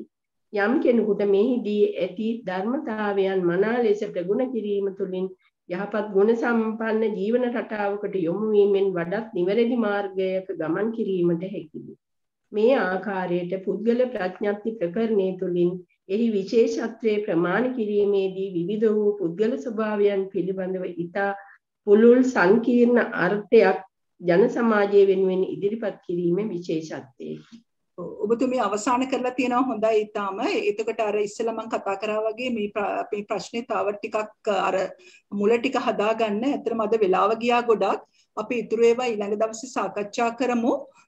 මේ මොන හරි ගැටලු තියෙනවද මොන හරි ඉක්මනින්ම සාකච්ඡා කරන්න. ඇත්තට මටත් තේරුන්නේ නැහැ වෙලාව ගියා මේ එන අපි ඉවර කරමුද පන්තිය? එහෙමනම් අපි මේ ධර්ම සාකච්ඡාමය කුසලය අපි පළමුවෙන්ම අපිට මේ අවස්ථාව ලබා දුන් ප ဋ ාණ සභාවේ ගරු කොරතට වෙසදු ස්වාමින් වහන්සේ ඇතුළු සංඝ රත්නයටත් අපගේ ධර්මය අපි හැදෑරු අපේ ගුරු භවතුන්ටත් අනුමෝදන් කරමු. එලෙසම අපි මේ සියලු දෙනාටත් අපේ පවුලේ සැමටත් මේ රටවාසී ලෝකවාසී සෑම දෙනාටම නිදුක් නිරෝගී භාවයෙන් මේ වාසය කිරීමට හැකි වේවා. වහවහ ධර්ම ඥානය අවබෝධ වේවා. ඒ වගේම මේ අපි කැමැති බෝධියකින් වහවහ අපිට ධර්මය අවබෝධ කර ගැනීමට හැකි වේවා. එලෙසම මේ අපි මේ අපේ මේ ධර්ම සාකච්ඡාමය කුසලය අපගේ විද්‍යාරත්න මැතිතුමාටත් එම මැතිණියටත් මේ වහවහ මේ සෝපත් වී අපිත් සමග ඉස්සර වගේම මේ ධර්ම සාකච්ඡාවට පැමිණිලා මේ සාකච්ඡා කිරීමට හැකි වේවා. නිදුක් වේවා නිරෝගී වේවා සුවපත් වේවා කියලා ප්‍රාර්ථනා කරනවා. ආකාසට්ටා ච බුම්මට්ටා දේවානාගා මහිද්దికා පුඤ්ඤන්තං අනුමෝදිත්වා චිරන් රැක්කන්තු ශාසනං. ආකාසට්ටා ච බුම්මට්ටා දේවානාගා මහිද්దికා පුඤ්ඤන්තං අනුමෝදිත්වා චිරන් රැක්කන්තු මේ ගරු. ආකාසට්ටා ච බුම්මට්ටා දේවානාගා මහිද්దికා පුඤ්ඤන්තං අනුමෝදිත්වා චිරන් රැක්කන්තු මම් පරන්ති. එත්තාවතා චම්මේහි සබ්බදං සබ්බේ දේවා අනුමෝදන්තු සබ්බේ භූතා අනුමෝදන්තු සබ්බේ සත්තා අනුමෝදන්තු සබ්බ සම්පත්ති සිද්ධියා. ඉදම්මේ ඥාතීනං හෝතු සුඛිතා හොන්තු ඥාතයෝ. ඉදම්මේ ඥාතීනං හෝතු සුඛිතා හොන්තු ඥාතයෝ. ඉදම්මේ ඥාතීනං හෝතු සුඛිතා හොන්තු ඥාතයෝ. ඉමිනා පුඤ්ඤ කම්මේන මාමේ බාල සමාගමෝ සතං සමාගමෝ හෝතු යාව නිබ්බාන පත්තිය. ඉදම්මේ පුඤ්ඤ කම්මං ආසවක්ඛ්‍යා වහං හෝතු සබ්බ දුක්ඛා පමුච්ඡතු. සාදු සාදු සාදු.